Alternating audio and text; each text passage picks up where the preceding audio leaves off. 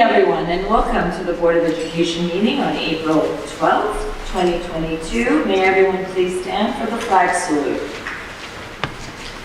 I pledge allegiance to the flag of the United States of America and to the republic for which it stands, one nation, under God, indivisible, with liberty and justice for all.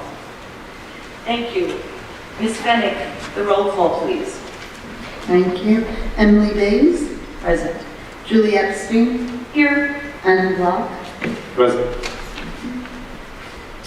Deborah Brooks. Here. Rachel Gilliard. Here. Nanette McCormick. Here. Anna Smith. Here. Thank you. Thank you, Ms. Fennick. Can I make a motion to recess to executive session to seek advice from our attorneys and discuss personnel negotiations? You may. Do I have a second? Ms. Brooks, all in favor, please. 7-0, we are in recess to executive. We will be back.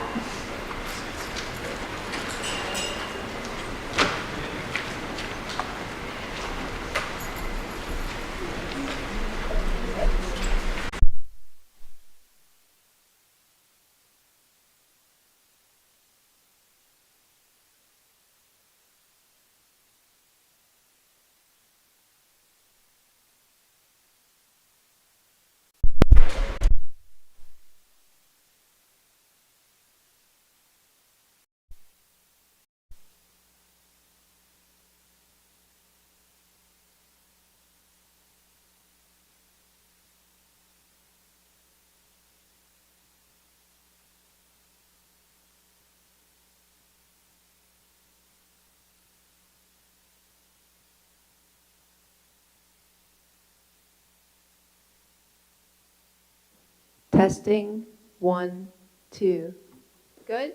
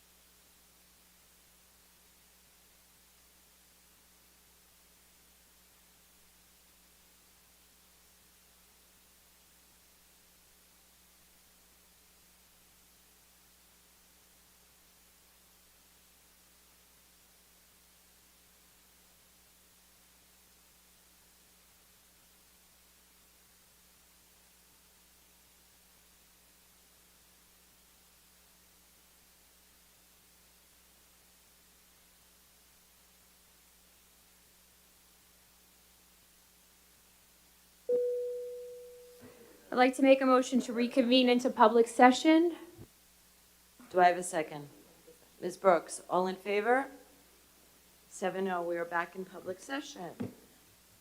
Ms. Fennick, could you do the roll call again, please? Emily Bayes, Present.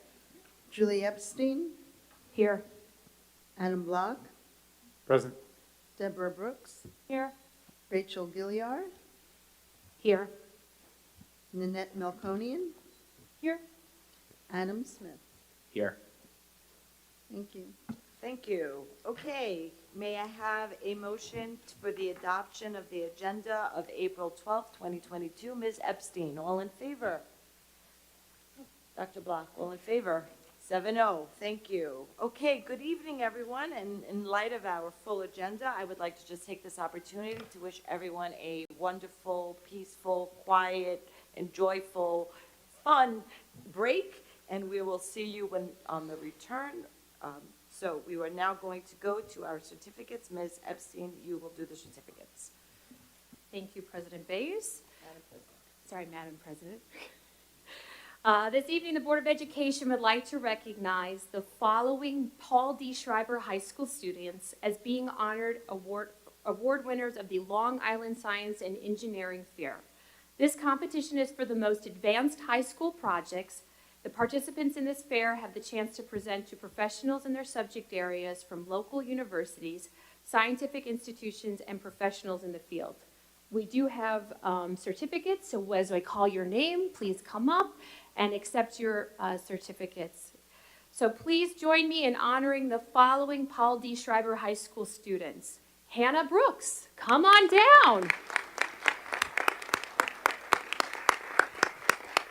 Are we shaking our hands? Yay. Congratulations.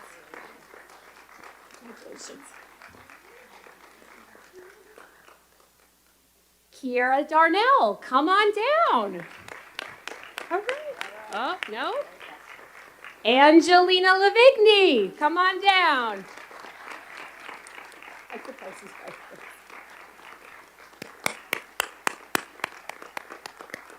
Congratulations. Make us proud. Congratulations. Olivia Platt, come on down. Now I have to do it for all of them, I'm sorry.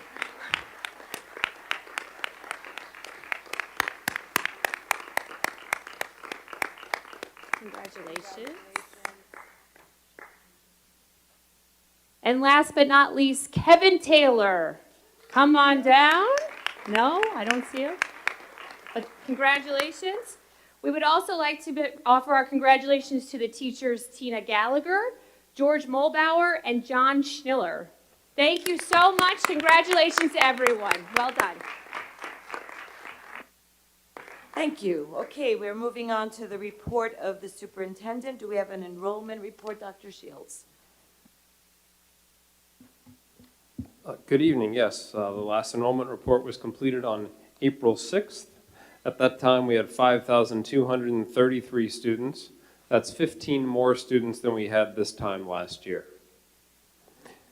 And I shared with the board in the packet an update on the current status of our incoming kindergarten. That's next year's kindergarten class. So we're projected to have 372 students next year in kindergarten. So far, we have 320 students enrolled. And I'll give you periodical updates as we move closer to the summer. Thank you, Dr. Shields. Dr. Hines. All right, good evening, everyone. Well, first of all, again, congratulations to our LICEP students, and we're so incredibly proud of you. We have two presentations this evening. We have one from Ms. O'Hara regarding the adoption of our school budget, or proposed adoption of our school budget. So we're excited to see that. And then, of course, we also have Dr. Pernick with his team, I see over here, who's going to share diversity, equity, and inclusion, our partnership with NYU Metro, and to give an overview as far as the work that has been done over the past year and a half. So I look forward to that. Thank you. Thank you. Okay, and District Protocols Committee has not met since we last met as a board. The next meeting is on the 26th, so if there's an update, we'll get it then, right? which we have a meeting that night as well. Okay, we will now go to community comments. No community comments. Okay, thank you, community. Now, we will move on to Ms. O'Hara, who will present the proposed budget for 22-23, and the board will get the opportunity to ask any of their questions. Ms. O'Hara. Thank you, President Bays. Good evening, everyone. Tonight, we're going to be reviewing the proposed budget that we've been discussing since early February. So the current allowable tax levy, again, is 2.583%.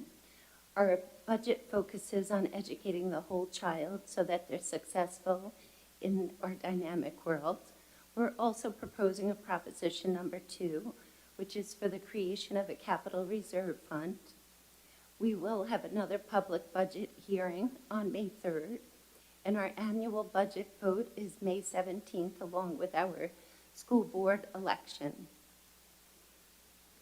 As we've discussed in previous budget meetings, we have certain challenges that the budget faces.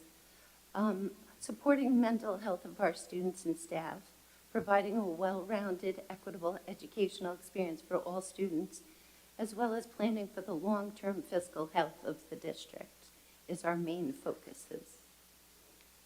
The current budget, which we're asking for adoption tonight, represents a 4.52% increase over last year's budget. This brings a tax levy of 2.58% increase, which is below the allowable tax levy limit for Port Washington schools.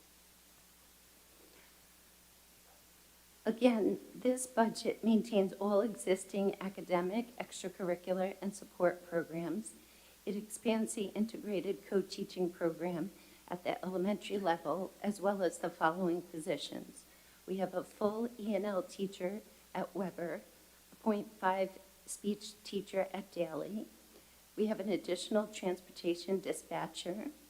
We have the addition of technicians at the elementary school and IT aide district-wide, as well as a couple of coaching positions.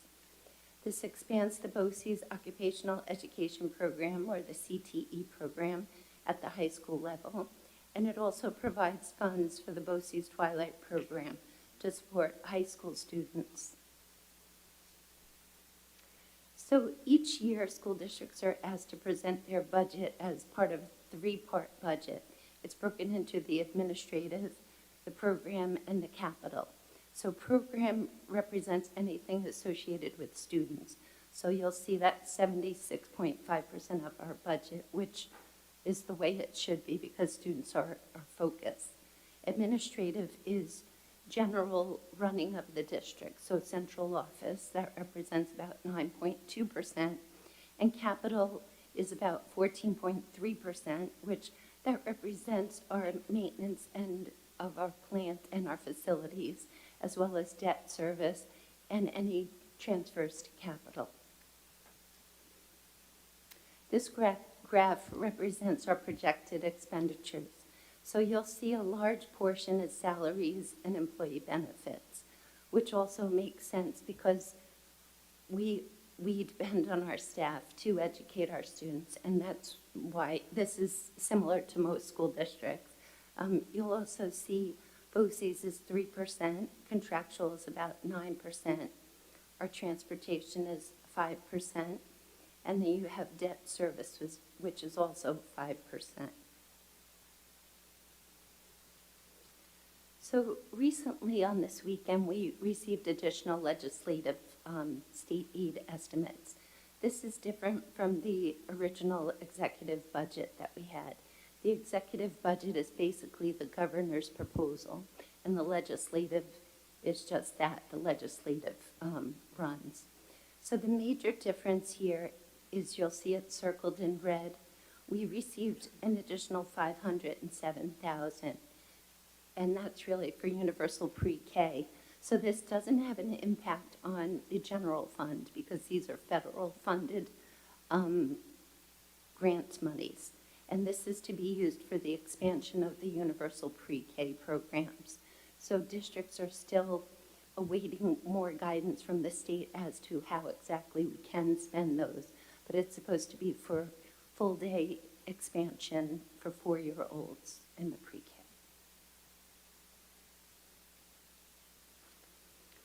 This pie chart represents the projected revenues. So as you can see, property tax accounts for 86% of our budget. State aid only accounts for about 8.4%.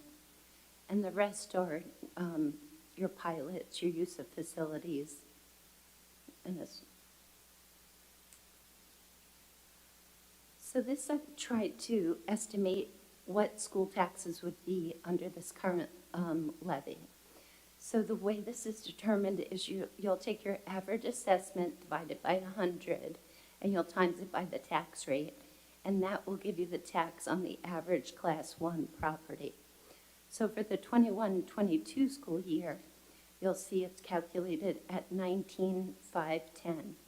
And for the 22-23 year, it's projected at 13, which gives you an increase of about 503. This is assuming that the assessment, there is no change in the assessment. This is really just to give a guide because everybody's house varies what their house is going to be assessed at. So that's roughly $41.92 a month. This current tax levy increase of 2.58 is below the actual allowable tax cap. The draft budget is $174,799,928. And I would just like to remind everybody that our public budget hearing is Tuesday, May 3rd. We'll have the annual budget vote on the 17th. That'll take place at Weber Middle School between 6 and 10 p.m. Thank you. Are there any questions from the Board of Education? Ms. Brooks? Thank you for this, and thank you for your stewardship through this whole new process for you and for us with you here for the first time. We had a budget and facilities meeting last, was it Monday, a week ago, Friday? Friday. Has anything changed in what you're presenting today from what you presented on Friday? Because I know the numbers were not in on Friday. We were concerned about an aspect of the Twilight program. So are we looking at apples to apples based on what you presented on Friday? Yes, this is what was presented on Friday. So the Twilight program is there. So how many students, did you do it, could you say by students this would impact by expanding the BOCES CTE program and also Twilight? Do we have an estimate as to how many students would be involved? So for the BOCES program, it's 10 students that we've budgeted for juniors. As far as the Twilight program goes, we don't have figures on that yet. I believe the high school, that Ms. Director has been working with students to basically see what the need would be. Thank you. Dr. Block? So we just got the new budget numbers in, and what I'm seeing, I believe, from this is that it was a reduction in what we expected of $92,000. Is that right? So how did we adjust for that without, were there any programmatic changes to based on that change? No, there were not. So the runs are based on a snapshot of data. So that fluctuates. So 92,000 is something we could absorb. It may change and fluctuate. So I wouldn't recommend changing our program. Thank you. Ms. Malconian, do you have anything? Ms. Epstein? Thank you, Ms. O'Hara, for all of this. I just want some more clarification, if you don't mind, on your estimating school taxes, right? This is what hits people in their pocket. So at one point, we talked about looking at it as per every $100,000 on your assessed value, right? It's a $13 increase to your taxes.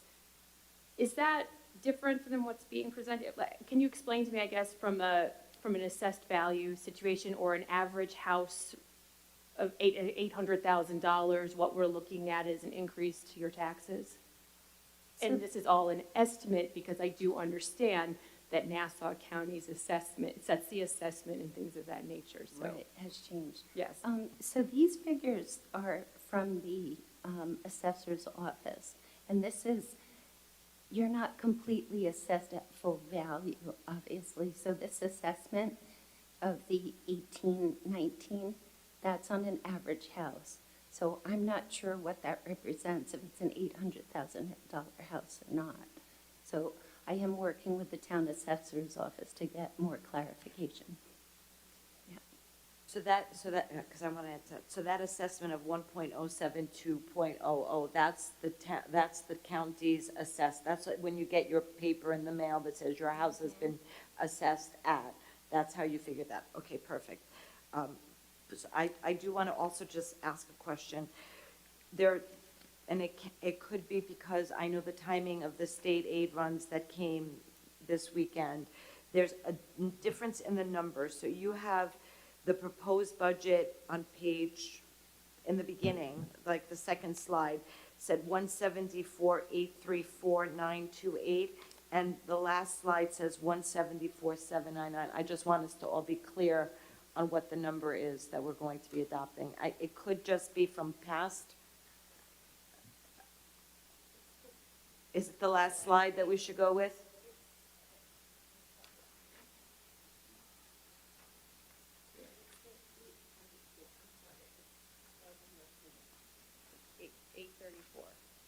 So it's 174,834,928. That's the number we're going to be adopting, not the one that on the last slide. And the number, the tax levy increase is 2.58, right?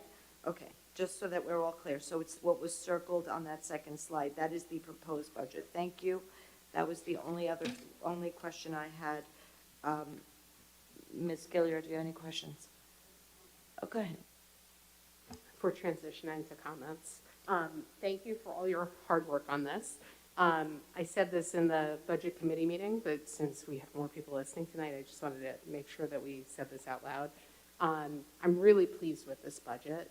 I know that this is an increase on the average home price, and that we don't take that lightly, right? I know that that is a real amount of money to people, but I think for many, many years here, we've been on very tight rations, and in many of the budgets that I've been part of and many of the ones I saw, there was maybe one little position added, if that we were kind of squeaking through.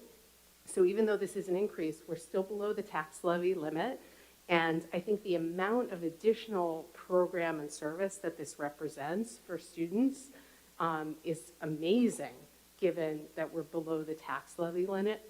This is really us looking at what our ideals are here and following the vision of mission that's been laid out by the administration and our profile of the graduate, and trying to change the education in Port Washington in a positive way to improve what I think is already a wonderful education, but improve it where it needs improving. So I'm very pleased to vote on this budget tonight. I appreciate all the hard work.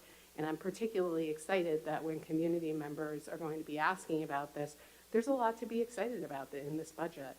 So thank you, Kathy, but thank you all for your hard work on this, and to the rest of the administrators for pulling us into this direction where we are looking to the future and planning ahead and thinking strategically about what we want the education in Port Washington to look like, because that's what this represents. Mr. Smith? I actually have no comments, and I already said my piece in the budget meeting, so I'll just second Rachel and thank you to Kathy and the administrators for getting this done, and what I think was a very difficult year with inflation. You know, today we just found out was 8.5%, so I think it's great that in this environment we're actually able to increase our program and stay below the tax levy limit. So Ms. Gilliard, you jumped the gun because I was going to just have everybody ask questions and then ask anyone if they wanted to add any comments. So what I'm going to do, in light of that, I'm sensing that I believe, based on all of our previous conversations, and especially at the Budget and Facilities Committee, that the entire board would agree with Ms. Gilliar's comments, right? So we can all just say thank you for saying it so eloquently on our behalf. Thank you, Ms. O'Hara and Dr. Hines, for doing all the work, and all our administrators for doing all the work. This was definitely a new process for us this year. We've learned from it. And as we did say, we are going to assess it at our next budget committee meeting so that we can try to see what worked and what didn't work. So with that, I'm letting everybody on the board know that this will now be part of our consent agenda, and we will vote on adopting this budget number at our consent agenda. But you have gotten the sense that the board is very happy with all of your work, and so we appreciate it. We will now move on to Dr. Pernick, who will be presenting the Equity and Inclusion Committee's presentation.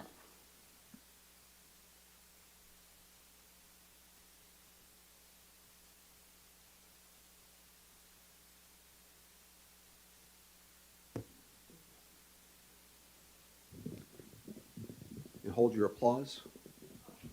Thanks. Thank you. Good evening, everybody. Thank you very much for having us present.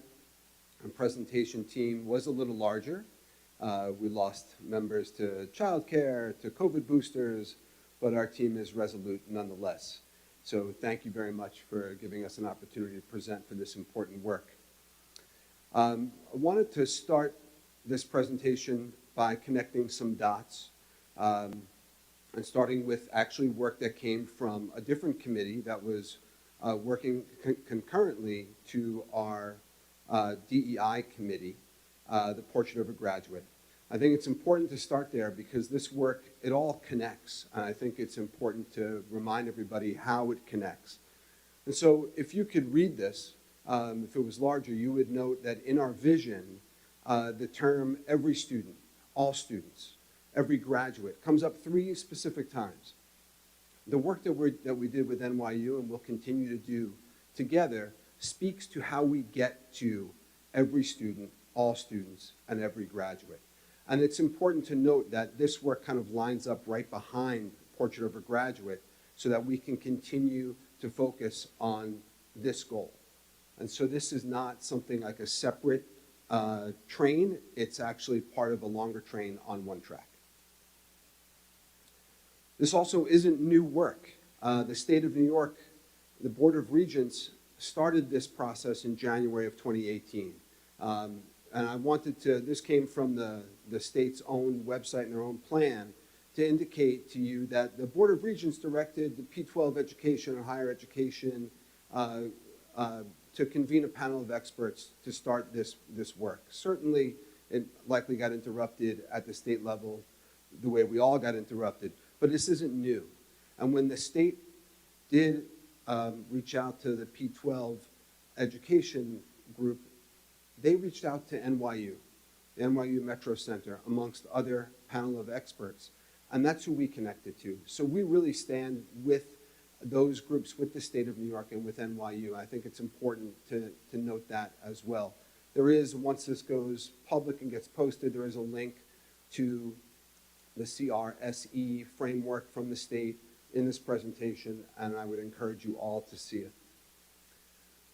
The state's plan is really built on 4, this is the state's plan, is really built on 4 different platforms, and I included it here in this presentation for 2 reasons. One is, I really liked the idea that, to revisit this idea that this is for everyone. But the plan here and what we're trying to accomplish and the Portrait of a Graduate is for everyone. It's for all of our students. And if you just add the phrase for everyone at the end of these headers, right, a welcoming and affirming environment for everyone, that's our goal, is how do we make sure that that exists for everyone? The same is high expectations and rigorous instruction for everyone. And that is the goal that we set out, which aligns with what the state has built their plan around. And I thought it was instructive to share that. I also really love the graphic at the bottom, where you get the sense that even the state is aiming at everyone. And you can see that there's quite an array of individuals in that graphic at the bottom. I think, again, that speaks to our work.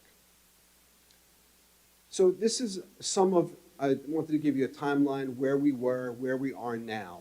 This is where we started, February 2021 to June. We worked as a large group of about 35 different members from all across the school district and the community. It was a very interesting time and a very powerful meetings. And we did a lot of work that started with root cause analysis, academic workbooks by school, disciplinary data by school. We got into, by May of 2021, into surveys of staff. Shortly after that, there were parent, caregiver, and student focus groups. And then there were, starting in July of 2021, meetings to create the 5-year multi-year action plan, which got completed in March of this year, and we are here tonight to share this overview with you. Again, the committee included lots of different people from around the community, and wanted to just give you a sense of how many different people were on this overarching committee. So one of the key components to this work was to establish what, from the plan, is called our moral imperative. I'm glad this is large enough for everyone to read. This is really important work. And it's again, I want to highlight a couple of components. First is that we want to acknowledge first that there are, in fact, barriers in place that inhibit student success. I think it's hard to say it. It's hard, and it's important for us to experience, I think, that discomfort, that there are barriers to success, and that we should work together actively to remove those barriers, and that we are committed to creating a safe, supportive, and inclusive environment for students, staff, and families, embracing underrepresented voices in our community, and giving every student, there's those words again, every student what they need to achieve their fullest potential at school and in life. Again, that focuses us back to our portrait of a graduate. But this is what we set out to try and achieve, and what we will continue to try and focus on. The 5-year plan is built on 4 different components: data systems, multi-tiered systems of support, professional learning and development, family and community engagement. We're going to go into a little bit of detail in each of these areas. We're going to highlight what they mean, and then give you a snapshot of what the next 5 years are supposed to look like in each of those areas according to the plan that we created. I'm going to handle data systems, just to give you a sense. Again, we lost some people. So the practice is for us to make sure that we understand how we are collecting data, how we review it, how we monitor it, and how we analyze it. Some of this is about collecting the data and making sure that we're using appropriate lens to analyze our data. And sometimes just changing the lens, as you might on a camera, changes the way we see what we're looking at.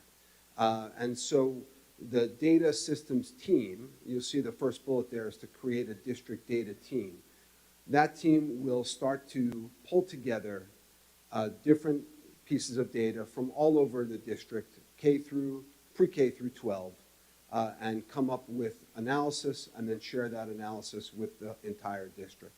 It's important, and you're going to see some overlapping ideas in each of these presentations. They're 4 separate components, but they fit together much more like a Venn diagram than anything else. And so you'll see, for example, our priorities are such as behavior and academic outcomes.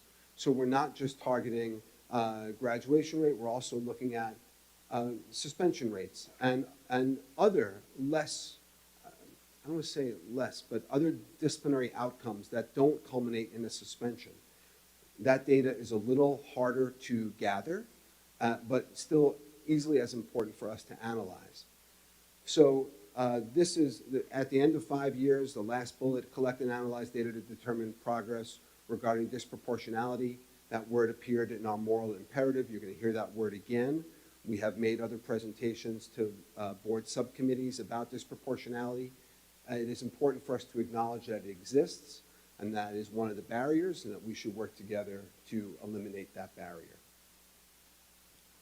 going to introduce you to Amity Howard Reese, the Assistant Director for People Personnel Services, who'll take you through multi-tiered systems of support. Okay, good. Good evening. So multi-tiered systems of support is a broader, more complete solution. What we're more familiar with in the terminology is RTI, and we have that implemented in our district.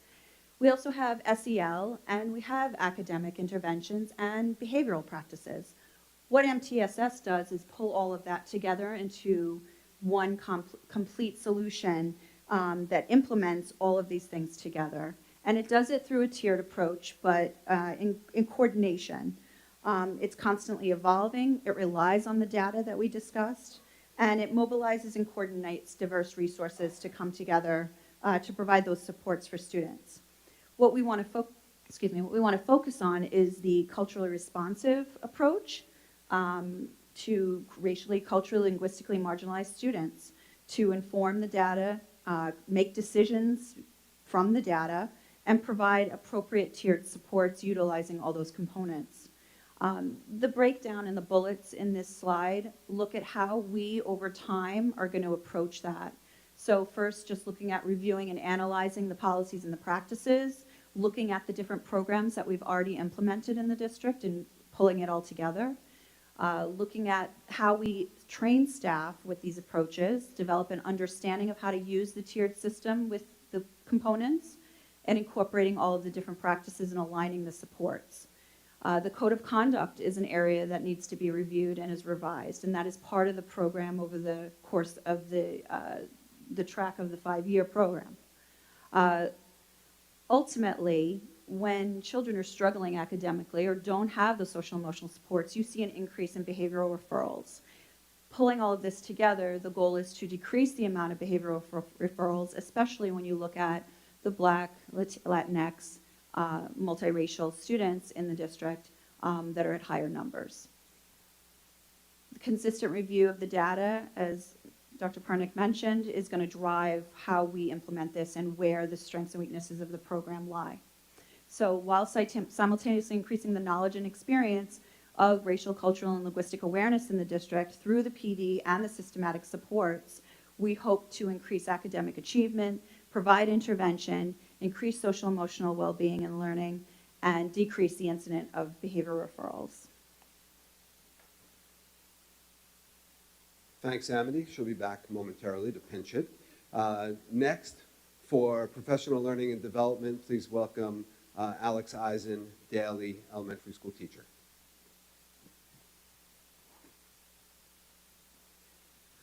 Good evening, everyone. Thank you very much. My name is Alex Eisen, Daly School teacher. Tonight, I'm here to talk to you about the professional learning development and the plan that we have been collaborating on and discussing and constructing.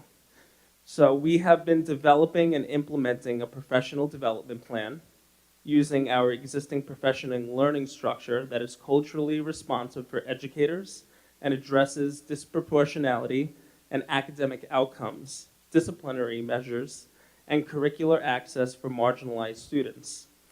I'd like to explain a little more about disproportionality. This can refer to representation in a particular category that exceeds expectations for that group or differs substantially from the representation of others in that category. Now, more specifically, in education, disproportionality can refer to racial and ethnic groups' representation in specific and noted educational categories and how that group is inequitable compared to their overall enrollment and population. For example, this can include students' achievement on Regents exams, or the percentage of students who have faced disciplinary actions throughout the course of the academic school year. Throughout multiple sessions of collaboration, we as a learning team of educators discussed, analyzed, and dissected a range of data that highlighted academic outcomes, disciplinary measures, and curricular access for marginalized students from a variety of different cultural and ethnic backgrounds.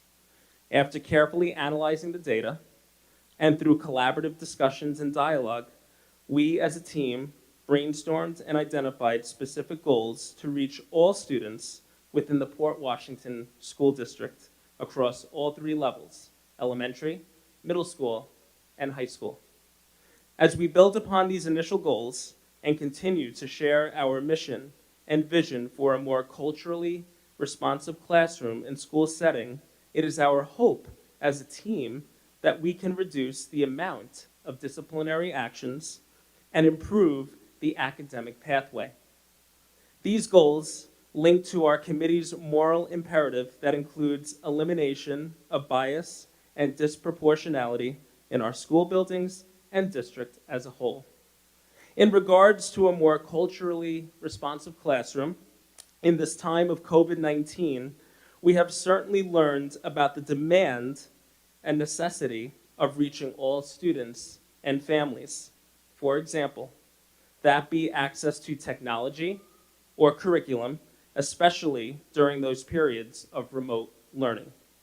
This can lead to further curriculum development that is more rigorous and enriching for students of all ethnic and cultural backgrounds.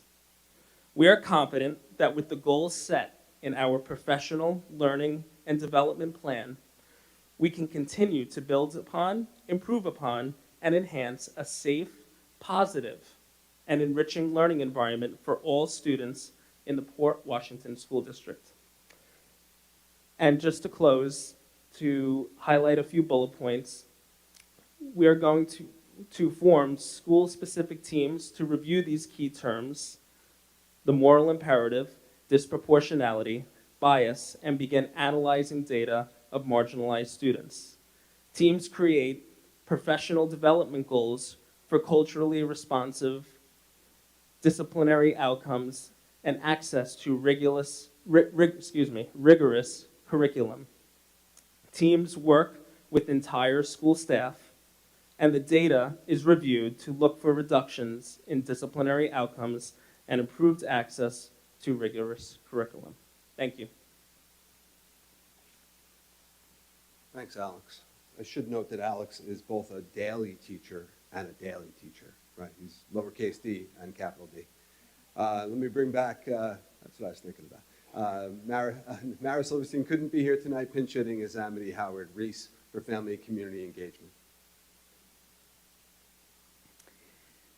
So much of the work that we did over those many months with our larger group incorporated the community, incorporated parents, some people that have organizations in the community, alumni students, and there was a lot of discussion about how to make sure we're bridging family and community engagement. What are we doing now that is good practice? What could be improved on? And how does this tie into the work we want to do with equity and inclusion? So much of that has to do with making sure we're reaching all families and every student, such as Dr. Pernick mentioned earlier. So identifying and developing and implementing a sustainable system for family and community engagement that ensures the representation of racially, culturally, and linguistically marginalized families to bridge that communication between community members, parents, school district staff.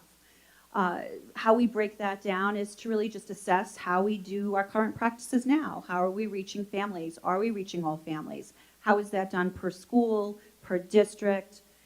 Creating a structure for that engagement, making sure that what we have we can build upon. Examining our efforts to reach marginalized families. Are we making sure that we're reaching families that we assume are getting the information? Are they really? Are they available? Do they want to participate and we're not creating a platform for them to participate? So we just want to make sure that we're reaching every family and really examining that engagement. Engaging a larger percentage of the community, and again with the marginalized families and the people that don't have access to the resources that we assume they may have. And looking at the data, going back to the data time and again to measure the growth. Collecting that data from each school. Each of our schools have a different culture and a different set of families, and some may need much more work and much more involved practices than may exist, and some may need less as far as just where they're allocating the resources and the supports. So this bullet point, this tier of the process is about making sure that the family and community is part of what we're doing with equity and inclusion work. Thank you.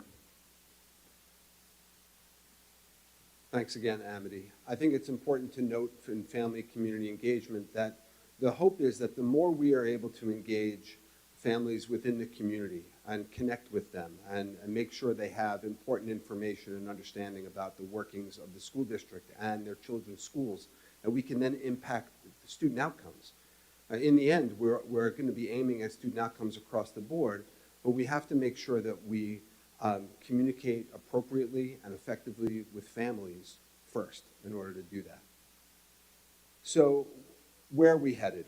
And so tonight, I wanted to share a plan with the community. We are going to be in the process until the end of this school year, for June, to have really what will be a total of 5 different committees in place by the end of June. One is called the Lead Learners District Team. It'll be a team of 25 individuals from around the district. We're going to be working to put that team together once we get back from break. And then a committee for each of the 4 components that we shared tonight. Those committees will be smaller and are highlighted actually in our plan, in the 5-year strategic plan. And our partnership with NYU Metro is ongoing, and that's where we're headed. So there's lots of work to do, and wanted to share that all with you. Now, questions? Thank you, Dr. Pernick. Questions? Mr. Smith, you want to go first?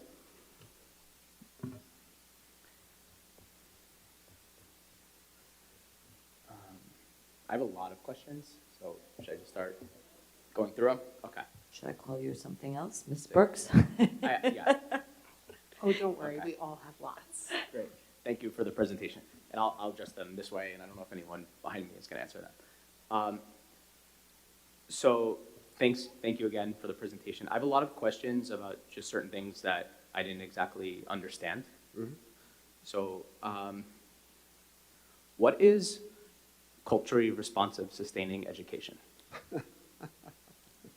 You want that one? In essence, it's really understanding cultures from a different perspective, and I'll give an example. Just having, if we're in a 3rd grade, 5th grade classroom, having books that are culturally sensitive, having conversations, understanding the world around us, what's happening not only locally but regionally but internationally. So just having more of an awareness of other cultures and how they're represented and how they assimilate into the system that we're in. By the way, I think, Adam, that was discussed at a curriculum committee meeting. Dr. Mealy, do you remember we had I don't remember, was it Dr. Westerfeld who did? That was Waffle Westerfeld, yes. That was WAFA, right? It was that when they changed the I guess, was it in 2018? Wow, okay. Yeah, I was gonna say, So I wasn't around for that. it was discussed when they changed what culturally responsive education was back from the state. Got it, okay.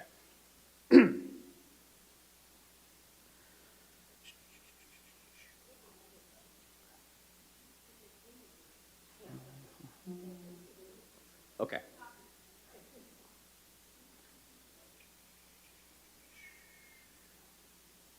So under the moral imperative section, Dr. Pernick? Yep. So I think it's slide 3. It talks about the Port Washington School District believes in the value of all students, et cetera, and the need to eliminate bias and disproportionality in our school districts. We recognize and reject the policies, processes, and systems that create barriers to success. Can you talk more about what you found of those things in Port Washington that we're correcting for? I don't have data in front of me, but I can share some of what I found just in my experiences. That would be So great. we know that Hispanic students graduate at a lesser rate than non-Hispanic students. We know that Hispanic students are suspended more often than white students. So those just are 2 quick examples of, I think, what you're talking about, what you're asking about. I mean, that data is We presented about that data, so it's. I guess I wasn't here for all, that's why I'm just trying to maybe Sure, catch up. It might have sure. been on a past, Yeah, I mean, that's just what Yeah. we found, just of my experience Yeah. at Schreiber, Dr. Hines. Yeah, so the moral imperative is really sort of a galvanizing statement as far as our focus on not only reducing disproportionality, and it's not just about race, it's not just about ethnicity, it's about all students, as Dr. Pernick said. So where we see underrepresentation of students in, let's say, certain classes, or we may see overrepresentation in behavioral concerns or incidents, it's about looking at this and saying to ourselves, what is it that we are doing, or more important, not doing, to allow students to succeed to their highest capacity and potential? And I think some of them are artificial barriers, and some of them may be that we have biases and or assumptions about certain populations within our school district and beyond. So it's really to have constructive conversations as far as what that looks like, and then to look at the data that strongly suggests, not only with 1 year, but longitudinally, things that we've noticed. And by the way, the things that we see here, it's no secret, it's everywhere. But we're most concerned about what's happening here. And all of this, by the way, ties into graduation rates. Ultimately, in the end, and I know this is a board goal, is that we want to get to close to as 100% as possible. And if we focus on eliminating some of these things, or focusing on these things, that'll allow all students to succeed, I believe. yeah, so I guess what I'm still trying to understand, what are these things? What are the policies, processes, and systems that are causing these outcomes? That's what I'm trying to understand. And that's what we're going to find out and then propose to you as far as what we may have to do about it. So Got it. we're not there yet. Okay, that's where I was. Yep. Okay. Okay, so now going to the data system slide. Hold on, What- hold on, I have an idea. Just because I'm you, like more- you're I'm like gonna go halfway- through I'm every skipping a slide. lot- I'm skipping a lot of You them. are, okay, because I was skipped, gonna stop at every, because I'm gonna guess that everybody's got questions for each slide, so maybe we would do just all the moral imperative questions. No? It's up to you. I'm Rachel? going fast. You don't I have? don't know that everybody Okay. has mentally organized it the same way Yeah. Adam did. Okay. I mean, mine Okay. aren't by slide. Okay, so going to the data system slide. When we heard the presentation from NYU a few months ago, were you there? I was there. You were there. The presenter was talking about some missing data about disproportionality in discipline in elementary school. And one of our senior administrators made a comment that there might be a reason why certain things aren't recorded, particularly about individual students, that maybe in the younger grades, we don't want to put things in people's files because we want to make sure that maybe that doesn't impact that student later in life if they made a mistake in second grade or third grade. And the presenter said, well, but then we don't have the data. So that's a trade-off that to me seems like a real trade-off that has to be discussed. And I'm wondering if that's, in this talk about data systems, I'm assuming that we would be looking to collect more data. And I'm wondering who and where that trade-off discussion is happening and who's making that decision. First, I just would say part of what I presented was that some of the data is more difficult to collect than other data. And even in like bullet 4, we're talking about data collection that's both formal and informal. Right? There are formal systems of disciplinary data that's easy to collect. Right? A formal out-of-school suspension, for example, is noted. It's easy to collect. But the smaller disciplinary measures that won't get noted anywhere, perhaps. Right. Those are harder to get access to. And that's one of the things we have to work on is how do we get access to that data? How do we collect it? That's what this team needs to sit down and discuss and figure out and then push that out into the schools. How do we go about collecting this data? We don't have the answer. So that's what I'm asking is who's going to make the decision? Because it's a big decision, and I'm wondering, is it a policy? Is it something that's happening informally? Like where is that decision being vetted by one of these committees that's being created and just being pushed out? Or is it coming back to this forum to I make these appreciate decisions. Yeah. your concern. I think you're out ahead of us a Got it. little bit right now. I think, we're first at a place where we're forming a team. You're, I think, making logical jumps, but I think jumps nonetheless. Dr. Hines. I was going to say, I think if and when it ever gets to the point of policy, that's when we would start communicating with the board as far as what potential thoughts that we have, make recommendations to discuss potential policies. But at this moment, right now, what we're just looking to do is form those teams and then to figure out what we're going to focus on. But if and when this branches out into the potential to revise policy or potentially create new ones, those conversations will take place well in advance before we make any recommendations. Okay, so here where it says create district data team, and then it goes on, review, identify sources, revise systems, train all school staff. Are we only doing bullet 1 right now? Or We are, yes. So we're not actually training all staff on data collection? Not yet. No. This is over 5 years. Step 1, bullet 1 is to create a district data team, and hopefully the goal is to have that in place, the team in place, by the end of June. And all the team, and what's the team gonna do? No, well, I was actually on the data systems team. Can I add to that? So first and foremost, right, the NYU strategic plan that was laid out is a 5-year, and you synthesized it so nicely in like 5 slides. I think it's 100 and some odd pages, and you synthesized it so nicely.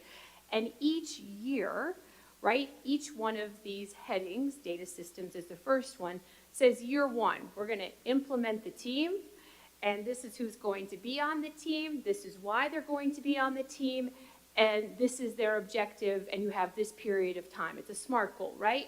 Then the next aspect of it is for the next term that team is working, they're going to assess what we have in place, and I think this is true for all of these systems that are created. They're going to assess our current practices. Where do we have, deficiencies? Where do we not have deficiencies? And where do we have things we weren't even looking at? And once they determine all of that, the team, which may have some complexion changes depending on the nature of what they're looking at, will then come up with a plan to say, okay, this is what we have found. Now that we have found all of these things, we need to look at our current policies, our current procedures, our current practices, or we need to create new policies, procedures, or change them. And then from that aspect, after the changes are made, they have the buy-in from staff, they will then go through and train all of the people on those aspects. And I don't know if we're going to be sharing the entire report from NYU, but this lays out in that report the dates, the time, the implementations, and teams involved at each and every step and level. Okay, so then I'll actually go back, and then I'm gonna ask a follow-up question. What did we do the last 2 years? Because that's what you just described that I thought we were doing. All the identifying and the looking, and now we did 2 years to make a strategic plan that 1 year.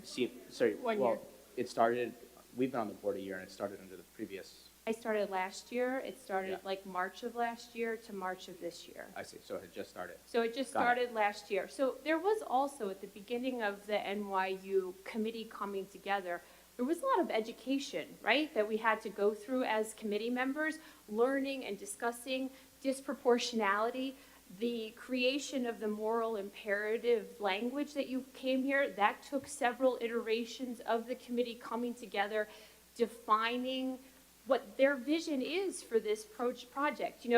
Dr. Pernick started off with the portrait of a graduate, and he said concurrently, there was a whole committee of people meeting for multiple weeks, right, months, creating just the portrait of the graduate and the vision and mission. This committee was creating the moral imperative, which is equivalent to that, and learning about all of these things and reviewing all of the data and then going through and assessing on each one of these levels. And I think to Dr. Pernick's point, we identified that yes, there are there is disproportionality, and there are deficiencies in our system. And that was the first process, is to say, yes, we do have them, and by the way, here's where they are, and that we do need to take the time as a district to do that deeper dive now and create these different areas where we're taking that deeper dive with all of the people that are responsible for dealing with all of these outcomes on a daily basis. Okay. I'm actually more confused now. Oh, because sorry.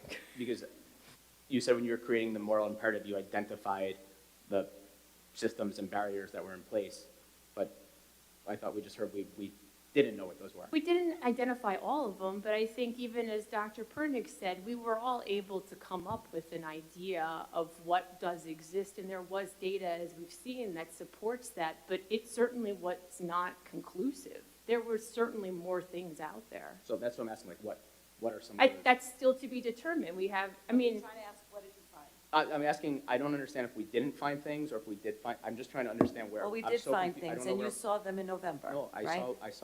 what I saw in November was basically very high level data. Right, that's On that was the disproportional- work. On disproportionality, That was, not on the policies, processes, and systems that were causing it. Right, so what I'm that's where we asking. were. We were at the high level, and now it's to the time for the deeper dive. And that's what these teams will do, is that deeper dive. Into what? I think what they're saying is that they have a guess on some of this stuff, because any experienced administrator is looking at our code of conduct, for example, and saying, okay, this is causing some things here, or the way we apply this. I mean, I would imagine if we polled everybody, the administrators would have a couple things that they are saying we should take a close look at. But I think what Julie's trying to say is we need to look at it in a really systematic way, piece by piece at this point. That hasn't been done yet. But I think what, I'm just trying to Adam, understand what they are. Yeah. I think what Adam is saying is that we've been doing this now for, and it's not a year, it's at least 14 months, because I see February over here, and I'm pretty sure it started before. And so I think the concern is that, well, we've been working on this for a long time, and now you're talking about a 5-year plan, and 5 years, somebody can graduate from medical school and do their internship and become a full-fledged doctor, right? So I guess I'm concerned about the sense of urgency about actually getting this done. And I think, Adam, does that reflect some of your concerns? That wasn't where I was starting, but yeah, like I'm just trying to understand. Yes, like I'm trying to understand where we are, because if in fact we have policies, processes, and systems in place, and it's like we're identifying them over the next 5 years, it's not helping the kids who are in second grade now, or kids who are in middle school now. So I'm just trying to get a sense of the urgency of how urgent it is, and depending on how urgent it is, if we're fixing it fast enough. So let me just dip my toe in this water here. There is a sense of urgency, but there's also the speed in which an organization and how fast they can go. A school system is incredibly complex, as all of us know that. And if we go too fast, not to talk about marginalizing, but you need input, you need buy-in, hate the word buy-in, you need all teams on board, all staff members. In order to do that, you have to go slow to go fast. And I agree with your sentiment as far as 5 years you can be a full-fledged doctor. I agree with you. But if we're going to roll this out the right way, we're starting methodically. And this is the prescription, in some ways, that NYU has rolled out into district after district. And again, what we're looking to do here, really, they're just best practices. The best practices that, as far as data collecting, that's something we should be doing often, right? So the question becomes, are we doing it well? Can we do it better? And can we have more people doing it? And the way for us to do that is to have, I think, intensive conversations, having teams at the district level and at the building level. And again, going back to the slide where, I think it's the second or third slide, where it says students with a tree. I think it's very hard for us to argue against the fact that welcoming and affirming environment, right? I mean, we're talking about inclusive curriculum and assessment. These are the things that really are the cornerstone and backbone of what a school district and how it operates. Ongoing professional development. I've heard time and time again from the board how incredibly important professional development is. That's what NYU is providing us because we are not the resident experts when it comes to this type of work. And so I think, you know, Mr. Smith, you're asking some really incredibly important and very thoughtful questions. I think some of them we can answer now, some of them we can't, unfortunately, and I think the ones that we can't, as soon as we can, we will make sure that we have another update for the board as far as what that looks like. I'm almost done. I'm almost done. 2 or 3 more. Okay. As it relates to the, you talked a few different places, it comes back, and I'm going to ask the same question I asked when we met with NYU. When you're looking at the code of conduct, and specifically disproportionality in discipline, are we looking at underlying causes of either what is causing the incidents that are leading to discipline? Are we looking at bias in how teachers or other professionals might hand out the discipline? Or are we looking to change the code of conduct to get better outcomes as it relates to disproportionality? And how are we making sure we're not doing the last one? Meaning, changing the code of conduct is like, are we going to get rid of rules that would make it so we don't have disproportionality in our discipline? Or are we looking at why certain kids are going down that path? I think you're talking about 2 different processes. One is not to necessarily change the code of conduct, but to update the code of conduct to make sure that it is consistent with the thinking of this time, as opposed to the original time that the code of conduct was constructed. The world has changed. Our student population has changed. The code of conduct needs to be updated to reflect that. And then once that's in place, that's a process that is large. The code of conduct is a pretty big document. And so that's a process that is going to take some time. Once that is updated, then that's what gets used by school administrators to determine outcomes, the disciplinary outcomes that are in place. I don't want you to get the wrong idea, right? The idea is not that we're going to, you know, rig the system so we change the code of conduct so we can artificially reduce suspension rates. That would not be a good practice. But when you work on code of conduct and you piece it together with MTSS, which what Amity had talked about, then we get something larger, right? The way in which we work with students from various backgrounds, right? And how we educate our faculty and staff to help with that. And then we have something that we can build on. Right. And that's yeah. I'm just like really struggling to have something concrete that I can like wrap my head around because it's just like very nebulous. Like I'm just not like what you just described to me. I need like one example, even a made up like of what we're talking about. You know, so my recollection of the code of conduct, I'm trying to remember some of that conversation, but I seem to recall that there is a reference in one of the codes of conduct. I can't recall if it's the district or one of the schools makes a reference to a do-rag. So does that sound familiar to you? So that's not culturally responsive language for a code of conduct. That's what we need to look at and analyze and to make sure that when we update our code of conduct that it speaks to all of our students. That's an example. I hope that helps. Yeah, that's actually the most clear. Yeah, that's helpful, very helpful. And has it kind of already been looked at, like at least the first pass? Well, I gave you that example, yes. So yeah. we did look at it, and that's why we know we need to spend more time updating it. Got it, okay.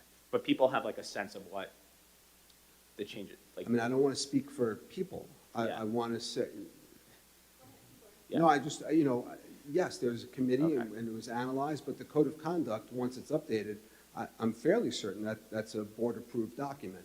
So, right. you know, there would be a process in place. The board would have an opportunity. It probably needs multiple readings. So there's lots to get done just with that alone. Okay. Okay. And one literally last one, I promise. Family and community engagement. One thing that obviously is a board goal this year, and I think the district, a district goal, and I think that there's been really positive steps in this direction, is just about general communication with families. We know that across the board for all families, that's kind of a sore subject. And again, I think there's been really positive improvement this year, and we're getting better every day. I think that if we improve communication overall, kind of like by default, like you were talking about, we need to communicate with all families, and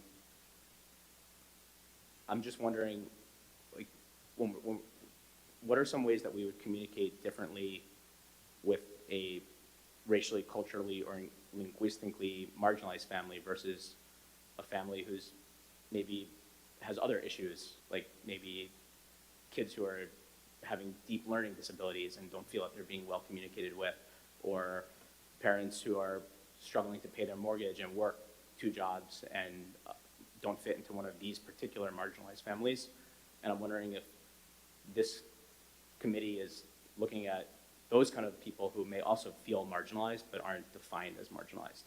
I feel like it all kind of falls under one. Yeah, Yeah. I actually think you're asking the right questions. Yeah. And that's why the committee needs to be formed, and that's why they need to start meeting. I think you've seen, that there's work already in place, right? There's already improvement. You've highlighted it in your comments about how the district is working to communicate with families from all around the community. And I think importantly, we're about to engage in a climate survey, and so the district's about to get its report card, so to speak. And some of that will be centered around how well we're communicating with all of our families. But the work is just beginning. So there's a committee. They're going to be asking some of the questions that you're asking, but I can't speak for a committee that hasn't formed yet, hasn't met yet, as to where they're going to be headed. Got it. Okay. I yield the floor. So you sense we're very eager to get this work started. Based on our questions, we'd like for you to have the plan already. I mean, you're formulating a committee. We want the plan. So, Ms. Gilliard, if you have questions about the plan, not about the outcomes yet, because we don't seem to have them yet. I do have questions, and I don't have to worry about how long I take, because I can't go longer than that. I bet you could. That's probably true. But I support you going that long. So I was on the board that approved this, started this train going down the track. I definitely support the work.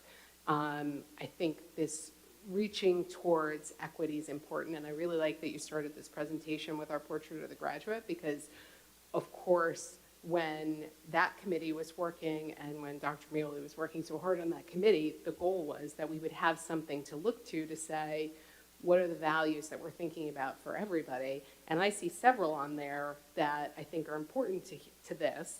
I also think it's important to emphasize that you said this was for all students. That's really important because, Mr. Smith's last question, for example, about the communication, that was something that I was looking at, because I was thinking there are going to be families who are saying, wait a second, I don't fall into this, and I feel like I'm not communicated well, or the district's not communicating well with me. I'm hoping that from what you're saying and that the way this is going, that the natural outcropping of this is going to be improving this for all students, because all students are different, right? We line them all up. They're all going to have a different background, a different issue, something going on. To me, when you're talking about being culturally responsive, part of what you're looking at is understanding that a student's coming from a different perspective, and that we can't assume that they're coming from the same point of view. I think an example I've seen is like having a question about football on a standardized test. Right, you're assuming that that child comes from a background where football is played and that they understand the game of football, and that can impact how the child does on answering that question on the test. And it's not necessarily their knowledge, it's the background they're coming from that's impacting the outcome. So that said, with all my support, I do have questions. The thing that struck me throughout is we're talking about forming several different committees. So the lead learners, a committee on each of these 4, then there are school-specific committees. I have maybe an ironic concern, right? Because part of what we're addressing with this, hopefully, is access issues. And in forming those committees, we could be creating our own little access issue on discussing access issues. Who will be on those committees who decides who's on those committees, how will those be formed in a way that they're representative and make sense? Trying to formulate all that. So some of that is laid out very directly in the 5-year strategic plan. Right? So some of that is clearly stated, and I want to refer you back to the plan.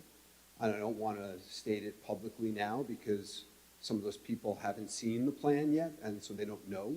And that we have to work with other stakeholders to make sure that they're properly represented. So I would refer you back to the plan. So I've read that plan. Yeah. And my question was on that plan too. Maybe you could give me just the top level on, you know, are we doing something to make sure that we're pulling from all kinds of areas and figuring out who's on these committees? The short answer is yes.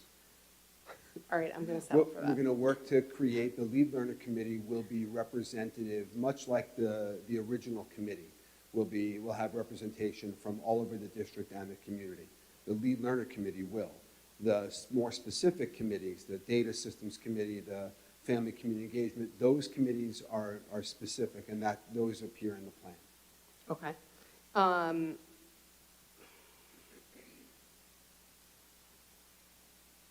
You know what, I'm just going to ask you one more question. So I think... Wait, record. I feel like we should just address the elephant in the room here, right? Which is that this is an issue that it feels like it is an issue to some people where there's some controversy to doing something like this. I don't think it's controversial at all. I think it's fantastic. I think it's the natural outgrowth of having a whole child environment. I think it's the natural outgrowth of caring about social emotional learning that you would start to actually think about individual children and how you can meet them all on their terrain, and that this is all a piece of it. But we are going to have people who think we're not going far enough, and we're going to have a lot of people who think that this is critical race theory. Is this critical race theory? It's not. Are there any curricular changes, hidden secret curricular changes in what you just described? There are no hidden secret anything yet. The committees haven't been formed yet to even meet to address whatever those issues are. And so there'll be curriculum analyzed and looked at. It's a natural outgrowth of professional learning and development, culturally responsive. It's going to lead us down many paths, but I don't want to stand here and predict for you what those changes are going to be. That's not for me to say. But is it CRT? No, it's not. This is about all students. I mean, there's a reason why we made this presentation and connected it to Portrait of a Graduate. Dr. Hines refers to all the time as our North Star. This is about everyone. And, you know, I was thinking while we were doing this, we talked about the Portrait of a Graduate, but even the proposed budget includes the BOCE CTE and the Twilight program. Those are in direct response to some of this work, to an acknowledgement that we need to do more or do things differently to help improve our graduation rate. And those are just some of the steps. And I think also important to note is that some of those, the success rates won't be realized for a few years. I just want to put that out there, right? The BOCE CTE is for students who are about to become juniors. So we have a 2-year process before we see perhaps the benefit, if we can measure the benefit of that education just in the graduation rate as opposed to how the students feel about their experience. But this is about all students. And I'm happy to come up here and update and talk about all students as often as needed. So I think it's important to keep saying that. I was wrong. I have another question. I forgot about it. How do the committees that are being formed fit within our existing chain of command in terms of final decision-making? Am I right that each change that would be recommended by the committee is advisory and then goes to the superintendent for a final recommendation, just like everything else? Correct. Okay. And last question. I still went way shorter than Adam. because this is, you know, an area that can sort of inflame people, particularly when there's uncertainty, how will all of this be communicated to the community step by step? I know there's a 5-year plan, and I know we'll be hitting different steps. Will each step be communicated with the community so everybody understands what is actually happening along the way, and they understand the impact on their child's education? So I'm going to take this one. Thanks. And by the way, thank you for answering these questions in the Supreme Court. We appreciate that. In all seriousness, it's a great question, Rachel. Working with Shannon, you know, our extraordinary, you know, communications person, we will have a plan as far as how we share. Not only how often we share it, but the content that we share with everybody to keep everyone up to date. And I just want to note as well, you know, when we focus on this work, it's not just, you know, the students, which of course is always priority one, but it's also ensuring that the staff that we hire is reflective of the community that we're serving. And that's something that, you know, I think we've done a very good job over the past year or two. We certainly have more work to do, but we want to make that inclusive and reflective in our hiring practices. So it's not just what's happening in the classroom, it's the people, the great people that we bring into this wonderful school district. Thank you. Ms. Epstein, do you have any questions? I don't have any questions. I appreciate you going through all this. I wanted to just clarify something I was trying to point out in that, and you asked for specific examples, and thank you, Dr. Pernick, for giving an example in the Code of Conduct. I would tell you even further for examples for the board. We did sit down and look at where those inconsistencies lie, even with student discipline, and seeing that even between our 5 elementary schools, their disciplinary process is very different. Some of them were employing ruler with it, some of them were not employing ruler, and just even looking at that, or even at the middle school, how there was a peer review, but at the high school there wasn't. All of these types of aspects were studied and looked at, but to Dr. Pernick's point, you know, it wasn't the responsibility of this group at that time to make these end decisions. It was a bigger task, and that's why we have the SMART goals laid out for us in this plan. So thank you again for answering all of those. Ms. Brooks, do you have any questions? I do. Okay, so you surprised me. I was waiting for Ms. Malconian and then Dr. Okay, Block, you want me to but go to Ms. okay. Malconian? I can go through that. Give you I time. don't want to interrupt. Okay. So hello, thank you. I did not realize that the moral imperative was a definition that was created by the committee. So I do have a question where it says in our schools, race, ethnicity, language, culture, etc. Have been barriers. Is this based on data that we have? I'm wondering what is the basis, because to me that's a very strong assertion. So is there data to support every one of these components? And if not, then what is the basis of the assertion? And I'm asking it only because I think that we need to respond based on the data we know, not that things that are imaginary we think might be happening, because they may not be happening. So I'm just wondering, is there data? And did we see the I'm data? happy to take the first part, if you want to. I'll take the second part, you take the first. Sure. All Sure. right, We'll see Wonder where we Twins end up. activate, go ahead. I want to go back to the formal and informal data collection process. And so there is some formal data that we're able to collect, right? The climate survey is an interesting example of data that's going to be formalized, right? We're going to be able to analyze it. But there's some informal nature, different than the results of a Regents exam, which I think of as more formal. And so we have some informal data collection from students based on gender identity, sexual orientation, about how they experience school. Right? And that becomes a barrier all by itself. But it's informal. Like, there is no formal data collection process for that. So, but there is formal data collection on graduation rate, on demographic data for who is in advanced, taking algebra in 8th grade, or who are students in PEP core group. There is formal data for that. And so we have to rely, I think, on both sources to get at this. So then I see this as two prongs, not only to get as many children to graduation as we can, but to make the process of getting there, the process of coming to school, or the experience of coming to school, a positive, welcoming experience for all students as well. So it's not just focusing on this end goal, because there are various reasons why children will not graduate. And there could be very personal reasons. It could also be academic reasons or disciplinary reasons that have compounded themselves. I like to think of it, when somebody gets arrested, it changes the flow of their lives. If they have to spend time in jail, then they may lose their jobs, and their track gets diverted. So I'm thinking that this is very similar with a child who is suspended, that can derail the child's education. So we're talking about not only getting them to education, but having their experience while they're here a productive experience. So I would say, yeah, there are multiple barriers. One, as Dr. Pernick was talking about, academic barriers from taking certain classes.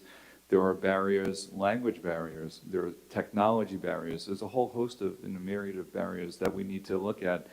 Listen, I've said it before, if there's a silver lining with COVID, it was the fact that now all students have access from a technology standpoint, and that's a wonderful thing. But we're just scratching the surface as far as what that means.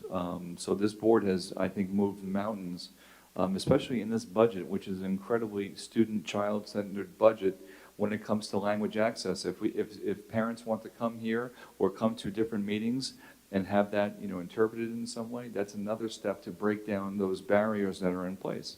So I think we're making some really good strides. We just need to do, I think, again, have people come together to discuss and identify what they are, and then come up with a plan as to how we can correct those. Okay, so I know we did a deep dive into data, and the board was presented with that in a session. I don't remember all of it. Will that data be made publicly available? Because I feel as though we're talking in a vacuum here. We're talking about things that we've seen in data that we saw back in November, which, if we even remember what it was, would be a miracle, because I can't. But no, I really can't, not that. But I remember the general sense of what the data says, and I remember the questions I had, but will the public get to see that data, the stuff that doesn't disclose any particular child, but so that the public understands what the deep dive looked like and what the results were, because right now, to me, it almost feels like you can't even touch it. It's not tangible, because it's just kind of out there in the ether. Well, I would say initially, just look at the state report card and look at the data, and I strongly suggest where subgroups have been struggling, not for 1 year, but for many, many years, or in some cases, I'm not going to say generations, but it's been for a very long time. So you have that 30,000-foot data as far as how students are performing, not only on the Regents exams or the 3 through 8 exams, regardless of how we may feel about those things. But then you look at graduation rates. Some of the data that we looked at in particular, I would feel a little uneasy sharing with the public, but I think we can draw some of the same conclusions. The same subgroups, whether it's the data that we've looked at that is part of what we have here within our student information system, and or you extrapolate that and you look at it from the state perspective, it's really pointing all in the same direction. We have certain populations of our students who are struggling, and we just want to support them in multiple ways. That's all. And I'm 100% for that support, to understanding. I'm trying to understand how we will get there and how it's identified. So, Wait, Deborah, I'm sorry, can I interrupt? Because I just want to get an understanding, and I think what I understood is that what we've seen, or what the initial data that we saw back in November, which was really a presentation to the staff, but the board got the opportunity to view, was really just a very broad kind of analysis. And what is going to be happening now is the actual data collecting, and the data systems group is going to really be looking at each of the particular teams of right? So there will be an opportunity, as I think Ms. Gilliard asked earlier, that we will have a periodic report that would be done at a board meeting where we would discuss some of the data. Am I correct in that analysis, in that interpretation, Dr. Pernick, Dr. Hines? I just want to, because I don't want us to feel as if there's this information out there that is being kept secret. I think it was, the board had the opportunity to view a staff meeting, and that's the information I think that Dr. Hines is saying. I think going forward, we will have more opportunities to discuss the team's work.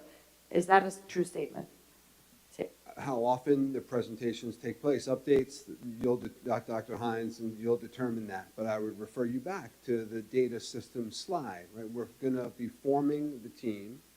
The team is going to review and identify the sources of data. That's their first. Where do we get the data from?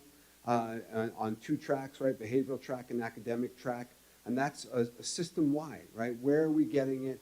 How do we get access to it first? And some of the data is easy to access, some of it is a little more difficult to access. So that'll be the first step.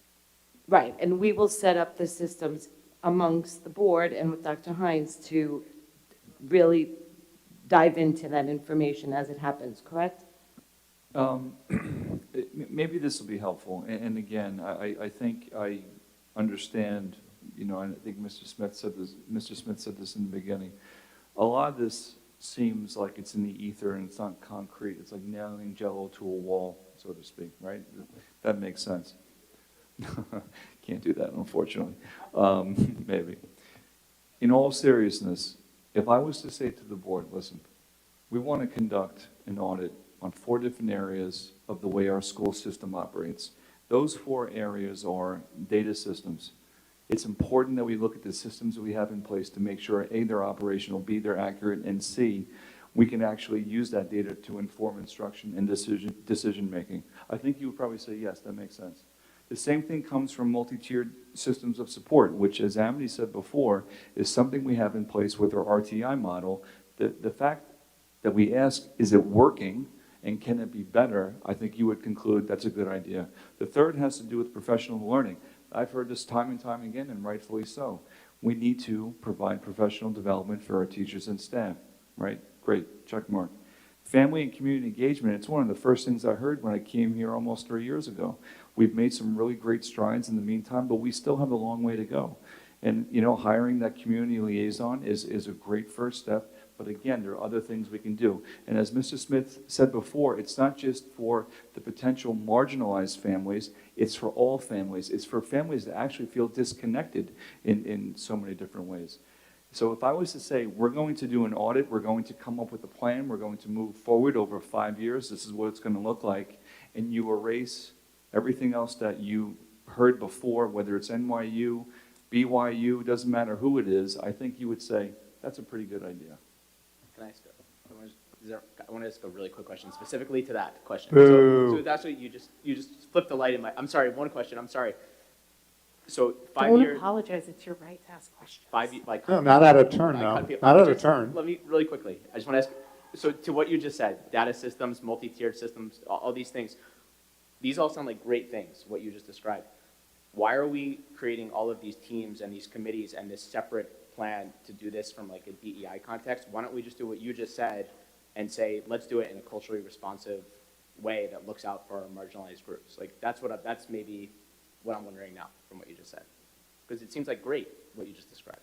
Yeah, I think because of the work that's taken place with NYU before, I think we have to understand too, and I think you do, that NYU has over 20 years of experience of working with school districts to focus just on that. The fact that I'd like to think I'm a resident expert in this, I'm not.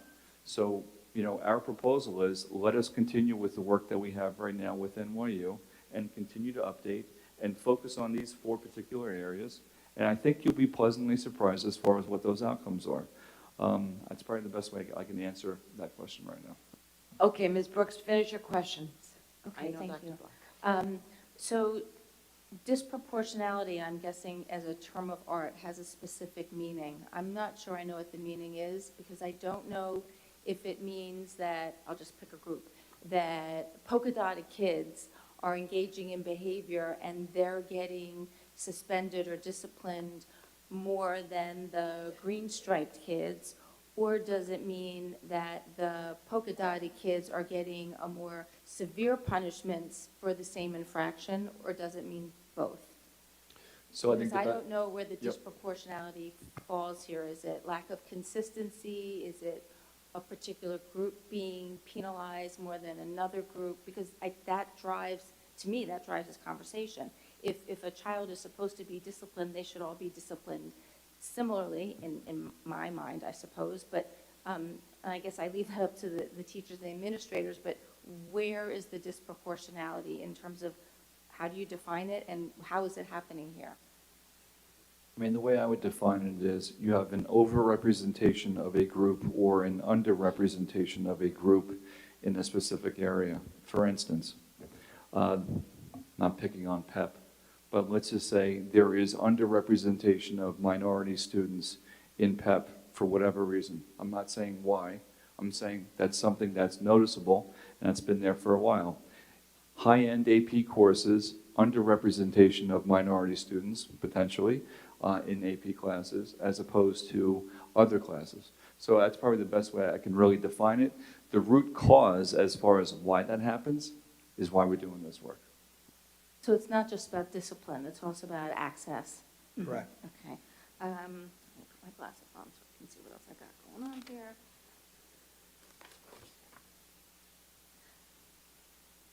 So then the graduation rate is directly tied to disproportionality, or? I would say we have Because these, Yeah. many kids are still graduating if they're not in AP courses. I'm not saying that that's the right way to look at it, but where does disproportionality tie in with the graduation rate? So I would say we have a disproportionate amount of special ed students who don't graduate as opposed to general ed students, right? So we have a much lower rate, whether it's in the 60s or 70s, percentage-wise. There are gender differences as far as underrepresentation of males in a certain class versus other classes, right? So I think we can look at it through multiple lenses. And again, not to reduce a student to a gender or a category or a classification of ethnicity or race, but there's a whole set of things that we can look at and ask the question why, and then ask the more important question, can we do anything about it, and or should we do anything about it? I have one more question, believe it or not, and then a little comment. So I'll make my comment first. I hope that the board is kept abreast of what the committees are doing, and if there are minutes, that the board will be able to have access to those minutes. So under the professional learning and development slide, where it talked about improved, in the last bullet, improved access to rigorous curriculum, which Dr. Hines, you were just mentioning, whether it's PEP or AP classes or accelerated math or whatever happens to be. I don't know if it's too soon for this answer, but how will that happen? How, because we've been having these conversations since Dr. Westervelt was here, right? How do we expand the program? How do we eliminate the barriers? Do we eliminate the barriers? Do we change the qualifications? Do we blah, blah, blah? So is it too soon to say how that happens? Does anybody have a vision as to how that might happen? Well, it better happen within the 5 years of this plan, or else Dr. Bach's going to have my head. So I want to make sure that whatever decisions that we make, certainly we're going to do that before the end of the 5 years. I think it'd be premature for me to say how and when until we have the teams cobbled together, come together, and then move this forward. Thank you. No further questions? Dr. Block. You're not going to like my question then, Dr. Hines, because it relates to the 5 years. But I have a question that, so I'll give you a chance to warm up for it. So the question that I have is related to the multi-tiered systems of support. I thought this was interesting, and I'd like if we could give an example of it. And I'm going to be very specific. I'd like somebody to give an example of what happens now in terms of providing a multi-tiered system of support and what will happen in the future after this is complete. Well, we can do the first part. The second part is going to be more difficult because we're at the very beginning of putting that team together. So it's hard to say what happens at the end of the 5-year process. But let me ask Amity to come up and give an example.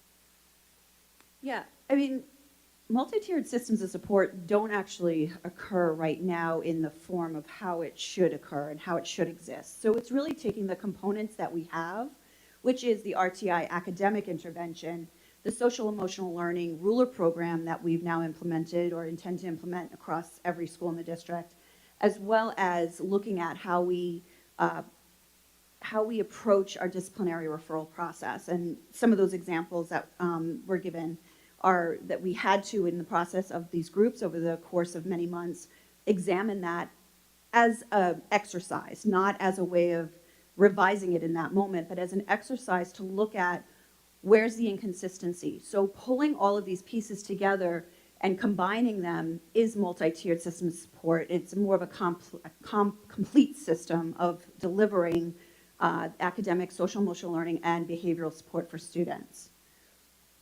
Okay, so that, and that is a good answer, but that is a good answer from the, like the school perspective. Mm-hmm. How does the life of a student change? Well, it depends on what the student's needs are. So that would just be looking at, you know, we have structures in place in the schools, the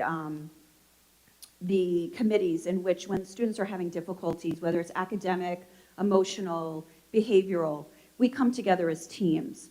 So looking at the multi-tiered systems support would look at the existing systems we have and how we're examining and looking at the needs of the students. And then the support systems that we have in place, how do we start to structure that to address it in a much more holistic way, looking at, you know, all of the areas for looking at all students' needs, whether it's students with disabilities, students that come from various backgrounds of cultural, linguistic needs, and looking at them and making sure that the staff that's trained to be on those committees and that are doing that work, whether it's the academic, the behavioral, the social emotional, that they're coming together with the mindset that they're reaching the student where they are. Okay, so I think we're getting closer, but I don't think we're quite there.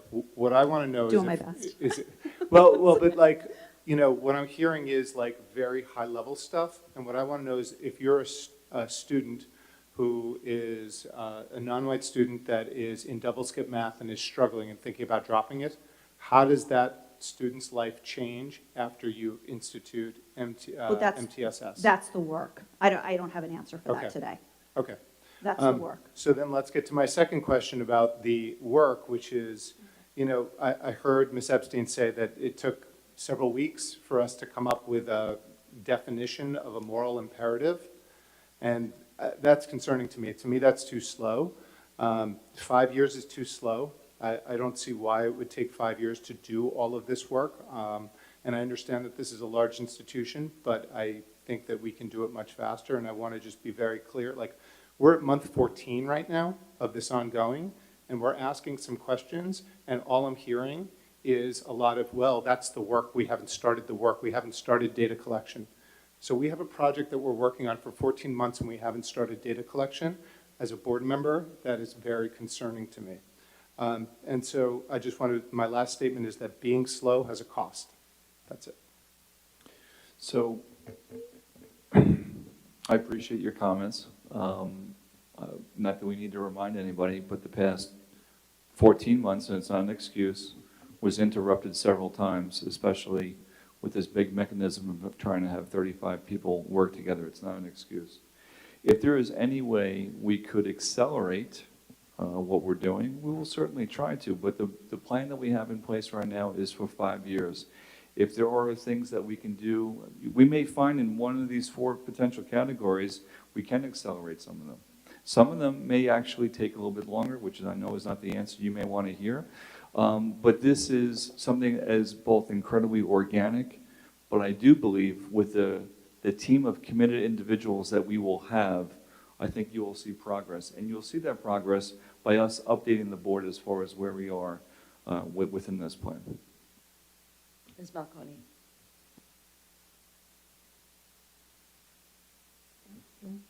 Okay. So a lot of my stuff, as always, has been asked. No, it's really, really fine, because we're still getting the work done, so it doesn't matter who asks what. We just need to understand. So let's do the other obvious question that hasn't been asked. While we fully support this work, believe in this work, we look forward to the progress that our district can make in as Dr. Hines described, that this is really an audit of how we operate as a school district. All of this is incredibly important. What are the costs? So, it's not free, that's for sure. Right now, I want to say the costs are around $45,000, maybe a little bit more. Certainly under $50,000, and that includes NYU working with us for next year for, I don't have the exact schedule, but for a number of days, both on-site and via Zoom visits. And it's funded through one of our title grants that we have.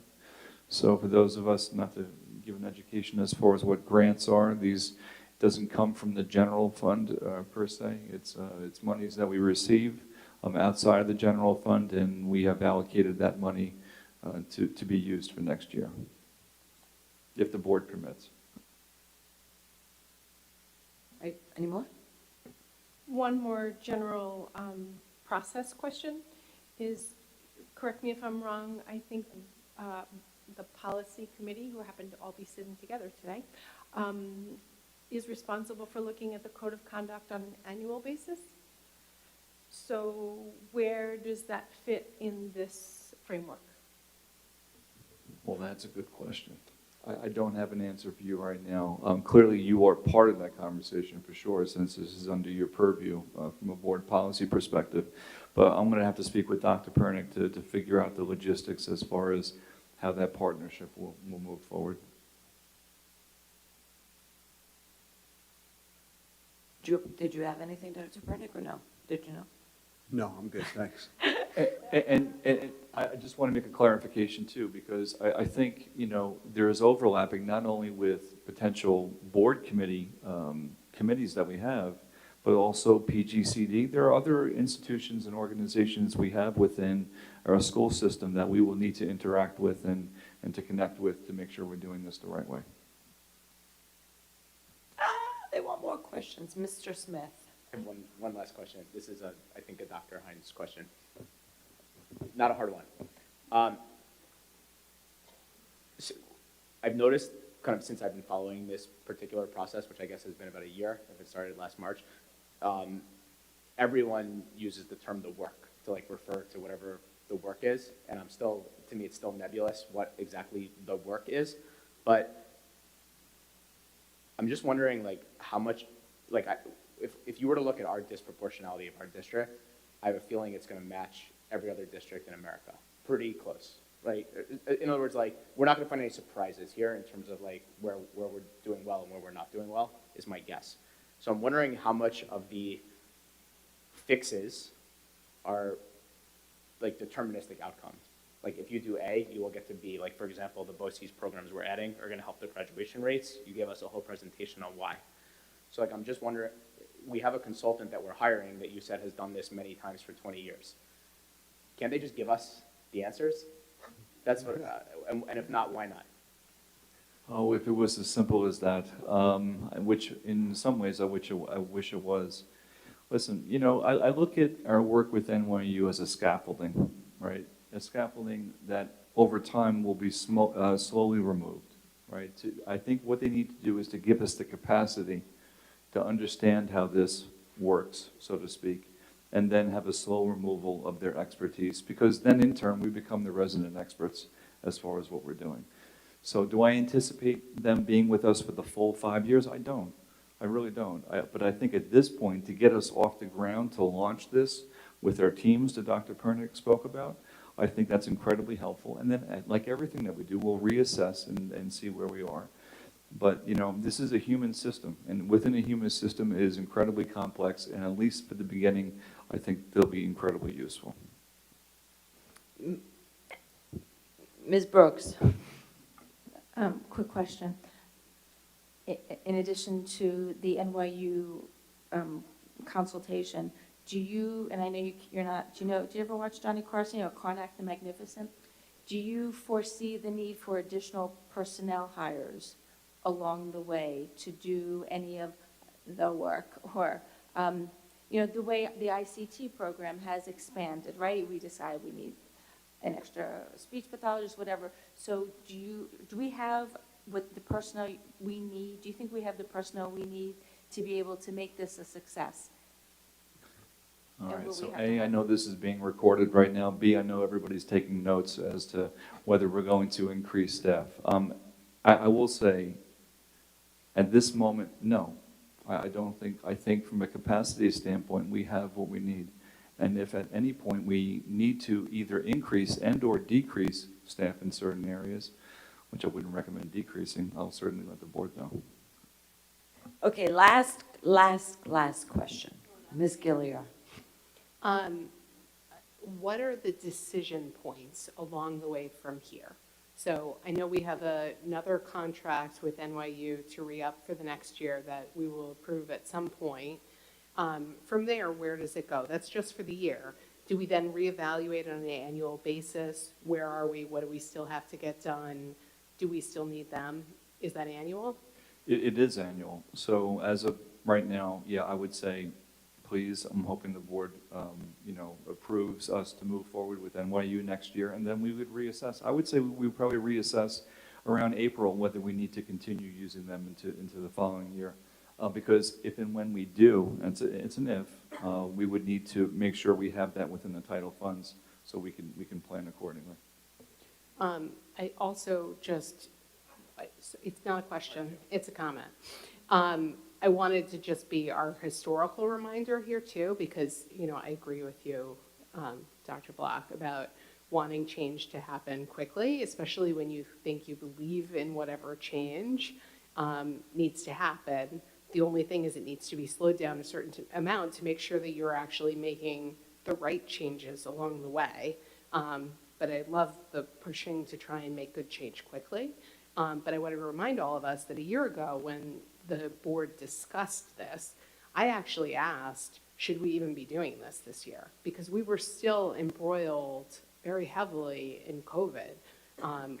All of our administrators and teachers were completely exhausted emotionally, physically, every other way, and embarking on a giant project like this seemed pretty momentous. And I asked that question as a believer in it, as a person who thought we should be doing it. I was worried that we wouldn't be able to do it effectively. And so I just want to remind us all, Dr. Hines, at the time you said, this is vitally important, and so we should start. We should start now, we should get it moving, and we should get along the way.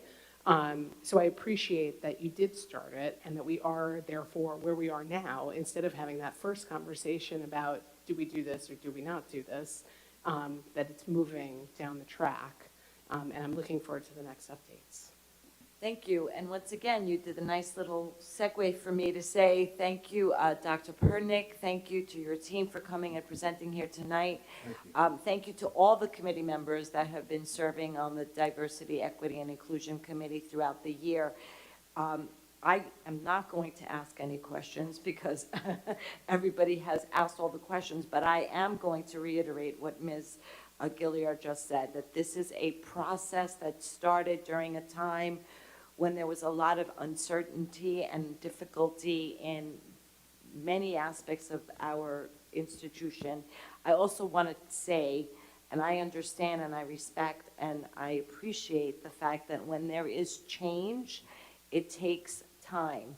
And when there is change, there is you need buy-in. So I think we've heard this as a board many times, that we can't just come in and just dictate change, but that it has to be bought in by all aspects. So I appreciate, I know Dr. Block would like it to be faster. I think we would all love for there to be equity in all our schools if we could just go like this.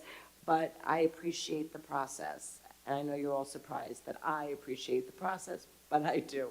So let us move on to our committee reports. Policy and Personnel, you just met on Wednesday. Are there any action items or recommendations for the board to discuss? There are a couple items on the agenda for a first read, and I'm very happy to report that eventually the grading and the homework policies will be on for a first read. Not this time, but the board will get the draft and see it hopefully really soon. Thank you. And your next meeting is May 11th at 9:30 a.m., Thank correct? you. Yes. And it will be virtual, correct? Yes, it will. Okay.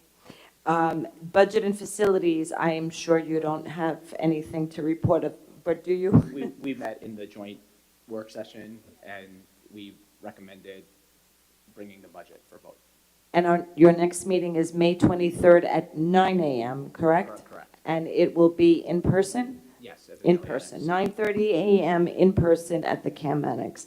Curriculum, you met yesterday. Do you have any action items to report to the board? So we met, our topic was early literacy. We had Dr. Action items. I'll watch the video. I'm giving the one sentence so the public knows what the meeting was about, right? So that they don't have to go watch it to know what the meeting was about. No, you want them to watch it. So the topic of the meeting was early literacy. Dr. Victoria Barcella and Dr. Mioli presented on the subject and talked about early literacy here in Port Washington and the track that we're on. I found it a very interesting, very informative meeting. We may end up having further discussions on literacy as a result.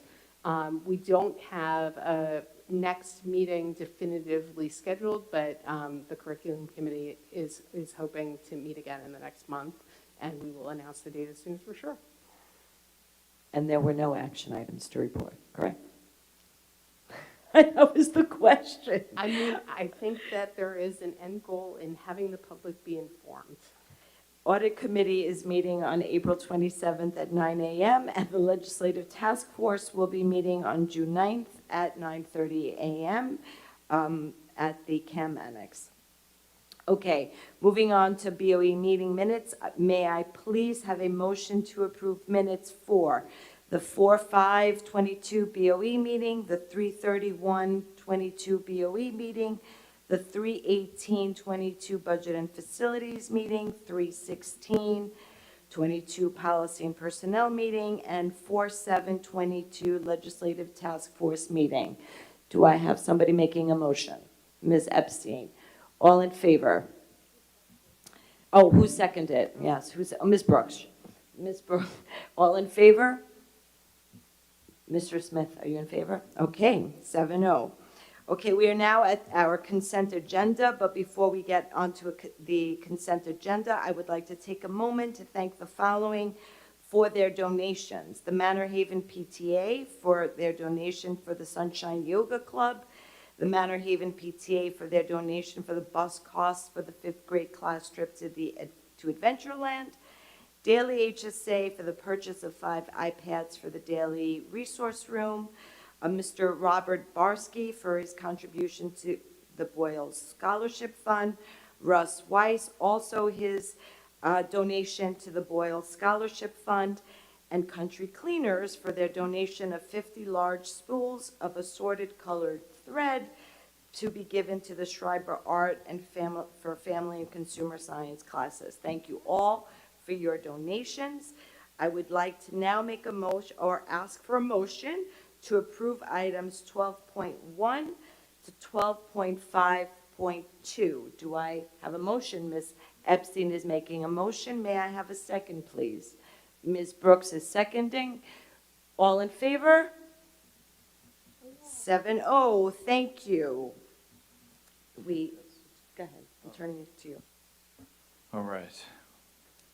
Good evening, everyone. I may not sound it, but I am incredibly excited to introduce our new daily principal who's been patiently sitting in the back. We have Lucia LaGuardia. Hi, Lucia. Welcome. An incredibly extensive search. Lucia rose to the top, and we're incredibly thankful and look forward to working with you very soon. Congratulations. Welcome. Okay. 12.5 personnel and 12.6 personnel, extra assignments, there was nothing. So we are moving on to board policy. The following policies are on for a first reading. It is 2342, agenda preparation and dissemination, and policy 5320, which is student conduct on school buses. Is there any board member that would like to ask a question? Mr. Smith. Yeah, I have a question about 5320, student conduct on school buses. And I had asked this question on, at a policy meeting in the past. So, and I don't see it addressed, so I was just wondering what the rationale was. Any concerns that a parent or student might have about conduct on a school bus should be brought to the building principal. What about out-of-district students? Ms. Brooks, do you remember this? I'm trying to think, Dr. Shields, what we said about this, because I don't remember. So they should be brought to the building principal of the school at which that child's attending, because that's where the point of influence, shall we say, would be. And are disciplinary decisions about behavior on the bus also made at that building, or are they made in the transportation office? They should be made at that building. Can we say that in the policy? It does. It says the building oh, I'm sorry, Dr. Shields. No, go ahead, Ms. Brooks. It says the building principal or their designee will investigate student misbehaviors and consider applicable consequences or applicable in the middle of the third paragraph. Okay. And Yes?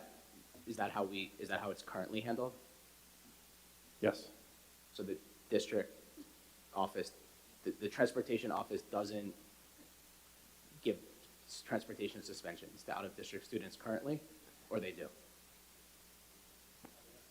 I would have to look further into that, but the decision should be made at the building level of where that child attends. Okay. I would really like that to be in the policy. Or I know I'm one of 7, but that You would like that you would like to say specific that the transportation office has no say, because that is. No, I would like it to say, I would like it to be very clear whether or not suspensions or other disciplinary actions relating to out-of-district students are handled by their home school or by the transportation office. I don't care which one it is, but I would like just one person of 7. I will vote against it if it doesn't have that. It's fine, there's 6 other people, but that's my request, if you guys could talk about it. If it's very explicit, So you want. whichever one it is. So you want something specifically to say how out-of-district students will be handled? Correct. Okay, I don't For see. misbehavior on the bus. Okay, it can come, whatever it the goes entire back- it board goes says, back it to can the come back committee. Committee, it's easy enough to change to incorporate the comment. Yeah, Yes.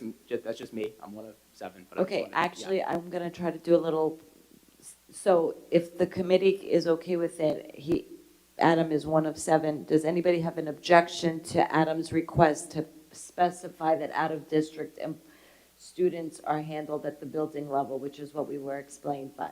Does anybody have an objection to that? No, so I'm seeing Madam Block, I can't tell. No objection. Thank you. So perhaps just to expedite the process and not have to bring it back to the committee, we just make that adjustment and then bring it back to the board, right? Is everybody okay with that? Adam, are you okay with that? Okay. So Deborah, Dr. Shields know and you I are- can coordinate Thank on you. that, yes, no Okay, problem. thank you. Anything else, anybody else on board policy? Okay, great.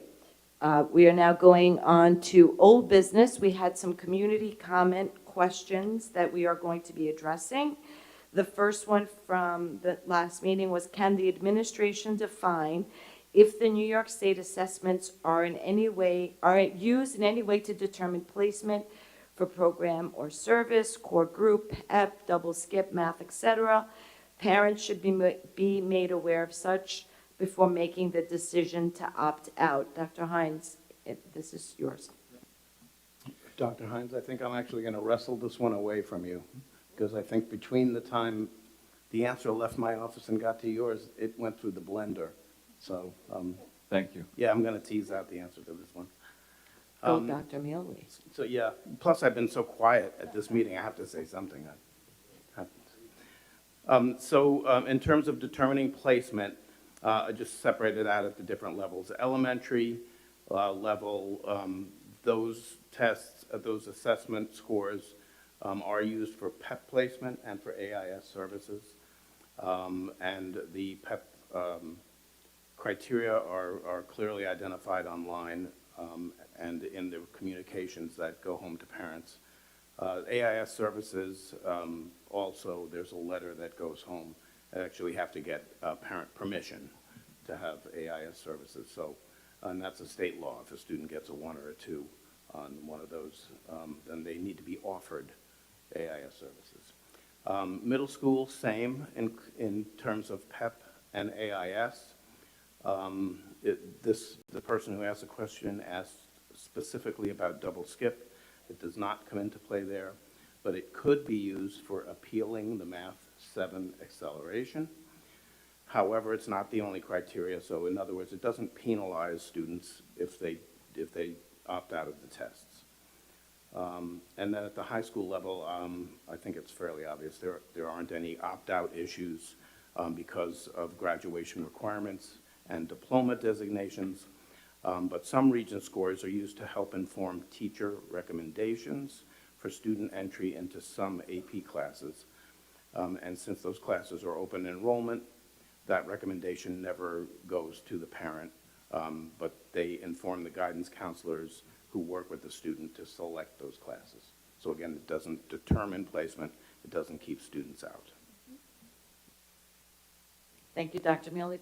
Okay, Dr. Hines? Ms. Brooks? So one of the things I really enjoyed about the policy committee is the community comments that make me think about things in a different way. And I said, oh, I didn't think about that language, or I didn't consider it. And even the way Mr. Smith brought up the nuance in the out-of-district placement and the in-district students.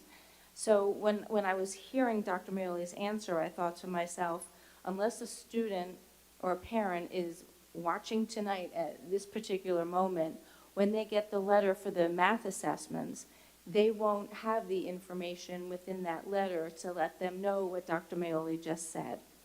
So I'm wondering, and I think that when I was just a regular old parent before I was on the Board of Ed, and I would talk to parents about opting out, I would say, but I happen to know that you want your child to try out for PEP, so you really have to weigh which is more important to you, opting out or having your child take the test and try to get into PEP, because at that time there was only the state testing criteria for PEP and not the NWEA as an alternative. So I'm wondering if there's a way to put into the next opt-out letter that goes out, and I thank Dr. Hines for that last month for the ELA, but for the upcoming math, is there a way to put something in there that says, if you are considering PEP for your child, or something that relies on that criteria to flag the parent to know that there may be what the potential consequences are, without going into Dr. Mealy's whole list, but something to let them know that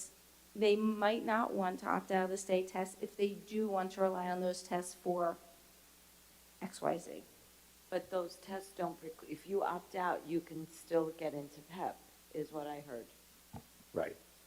So what you could add in the letter then, I guess to Ms. Brooks' suggestion, is opting out will not preclude you from any advanced placement or any advanced programs, specialized programs in the school district. Well, but if a student hasn't scored at a certain percentage on the NWEA, then the parent may need to do the alternative in the rubric, which is the state test, if I understand it correctly. So the parent may need to rely on this state test score of a 4. You mean the student, right? Because the parents aren't applying for PEP. No, but the parents are usually the ones who understand in 3rd grade or 4th grade, right? So I know you were just trying to so I'm as Dr. Mealy was speaking, I was thinking, well, how would a parent know this? So just practically speaking, the math exam is being given the Tuesday we come back from break, so we can't do anything about it right now for this year. But my experience in 19 years at Sousa is that parents who were thinking about you know, that process would ask those questions, like, is there going to be any consequence to my student not taking the test? And again, it's very generally available, and that's been my experience. Okay, I'm going to move on to the question, which is, why is notifying about COVID any different than flu, strep, lice, and what makes COVID different? Dr. Hines? Yep, so Dr. Allen would typically answer this question, so I'm reading verbatim what she shared. The COVID pandemic has led to certain conditions for students and staff who test positive that with class notification would make it clear who any letter would be regarding. So for example, when we had live streaming, a COVID positive person would be on a screen for students to see and then know why they were live streaming. So currently, anyone who tests positive can return to school but must continue to wear a mask for 5 days. This is another way to identify a student and/or staff member who tested positive for COVID. Now, letters, as we know, or maybe you don't know, are not required for flu, strep, and/or lice. They are more of a courtesy more than anything else. Thank you. Okay, any new business? Dr. Block? New business. So I'd like to talk about notifying. So currently the policy of the district, to my understanding at the elementary level for COVID, is to notify by grade level on a daily basis. So if there is a fourth grader that has COVID at Salem School, we'll get a notification. I'd like to make that more specific to class specific so that the notification goes out to the class of the families of, so it goes to the entire class. So you're adding this as a question, as a topic for discussion? This is a topic, I guess this is a topic of discussion for the board to discuss ideally now, if possible, to make a recommendation to the superintendent as to what we think should be the best policy. Because currently the policy is grade level, and I am proposing that I think it should be class level. And you're only concerned about elementary school because we do have So I'm Weber concerned, and middle and, right. and high school This is students. more specific to elementary school because people are only in classes in the high school for 45 minutes or an hour, right, rather than 6 hours in a row.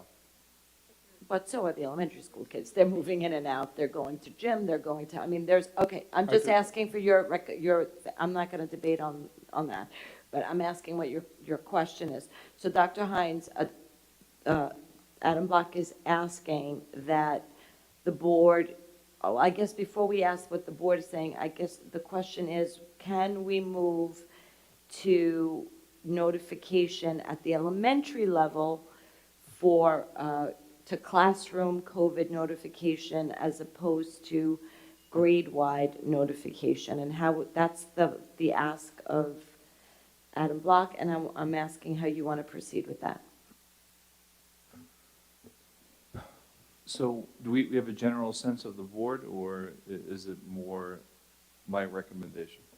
Well, why don't you, I think, do you want to get a sense of the board? Okay, let's get a sense of the board. Ms. Brooke, are you in favor of Dr. Block's recommendation? Yes. Okay. Ms. Malconian? Yes. Okay. Mr. Smith? Undecided. Ms. Gilliar? I am in favor of it, and I think I would want to just hear some, I think for middle school and high school, I would say I would just like to have somebody go back and think about it. I'm assuming we don't notify about flu or strep or lice because I've never gotten any of those from Weber. I'm assuming the distinction is a little bit because elementary students tend to be a little bit more all over each other during the day, but who knows? But yes, I think, you know, we just had a situation that brought to light the weakness in our system impacted by the change from masks mandatory to masks optional. And I think it makes sense to shift now so that people understand what the risk level is in their particular classroom as they're deciding what to do with their children. I think if people can make a choice, it has to be an informed choice. So that was a yes. Okay, so we have 4 yes, and so I don't need to go around the room any further. The board would like for... I think we can do that. Well, we have one undecided, and two, okay, Ms. Epstein, Ms. Melconian would like to hear your vote. Right now, I don't think we need to move to classroom level, and I do appreciate that we keep a consistent process for our K through 12 students. I second that. Okay, however, you have 4 board members that would like for you to please change the process and inform on the elementary level by grade-wide, classroom-wide notification on the elementary level. And that then brings me to opportunity for the community to be heard. Again. Regina McLean. Hi. This is a little off. I'll just tilt it back. All right. Hi, I'm Regina McLean. I'm the president of the Port Washington Teachers Association. I represent over 500 caring and dedicated professionals. We are nurses, teachers, psychologists, school counselors, and social workers. I wanted to just comment about this issue of time that was discussed this evening. And I wanted to thank Emily for speaking about how change takes time. One of my mentors when I arrived here in Port Washington, Barbara Mayer, had a sign that she hung up in her classroom, and it said, T, T, T. Things take time. And one of the reasons why things take time is as teachers, we are teaching, we are preparing for our lessons, we are grading papers, we are communicating with parents. And so things just can't be done like that, not to mention that change just takes time. So I wanted to just comment on that. And I wanted to thank Emily for further clarifying the PEP issue. I was going to speak about that. It is true, you can enter the core group without taking New York State test. So thank you for clarifying that. And lastly, I wanted to welcome the new principal at Daly, Lucia. Thank you for joining us this evening, and welcome on behalf of all of the teachers at Port Washington, but most importantly, the Daly teachers. Thank you. We're looking forward to working collaboratively with you.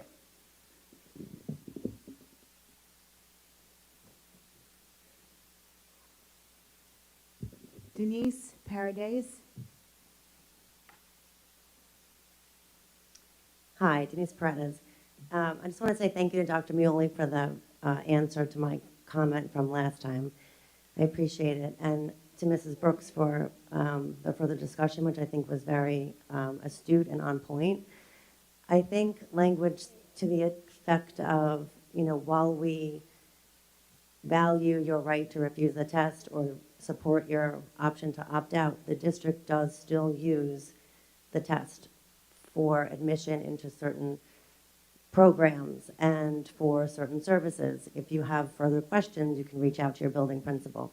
I think the issue is that when we talk about the test being meaningless or lacking value or whatever language we're using, it's getting lost to the parent community that these tests can be used. And they may not prohibit you from being included in PEP, but if you're on the cusp, they may help you get into PEP.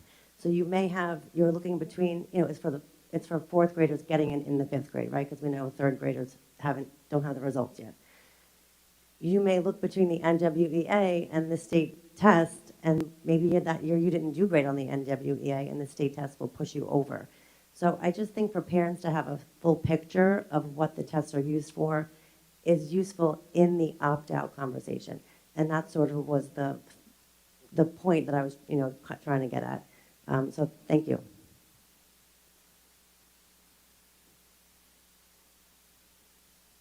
Any other comments? No. No one else. Okay, thank you. Thank you. Can I make a motion to recess to executive session to get advice from our attorneys, to discuss further negotiations and specific personnel? At this time, we don't anticipate returning to public session after executive. So President Bays, what's your Do I have a second? Ms. Brooks, all in favor? 7-0. Okay, we are recessing into executive. We will not be back in public session. Good night, everyone. Enjoy the break.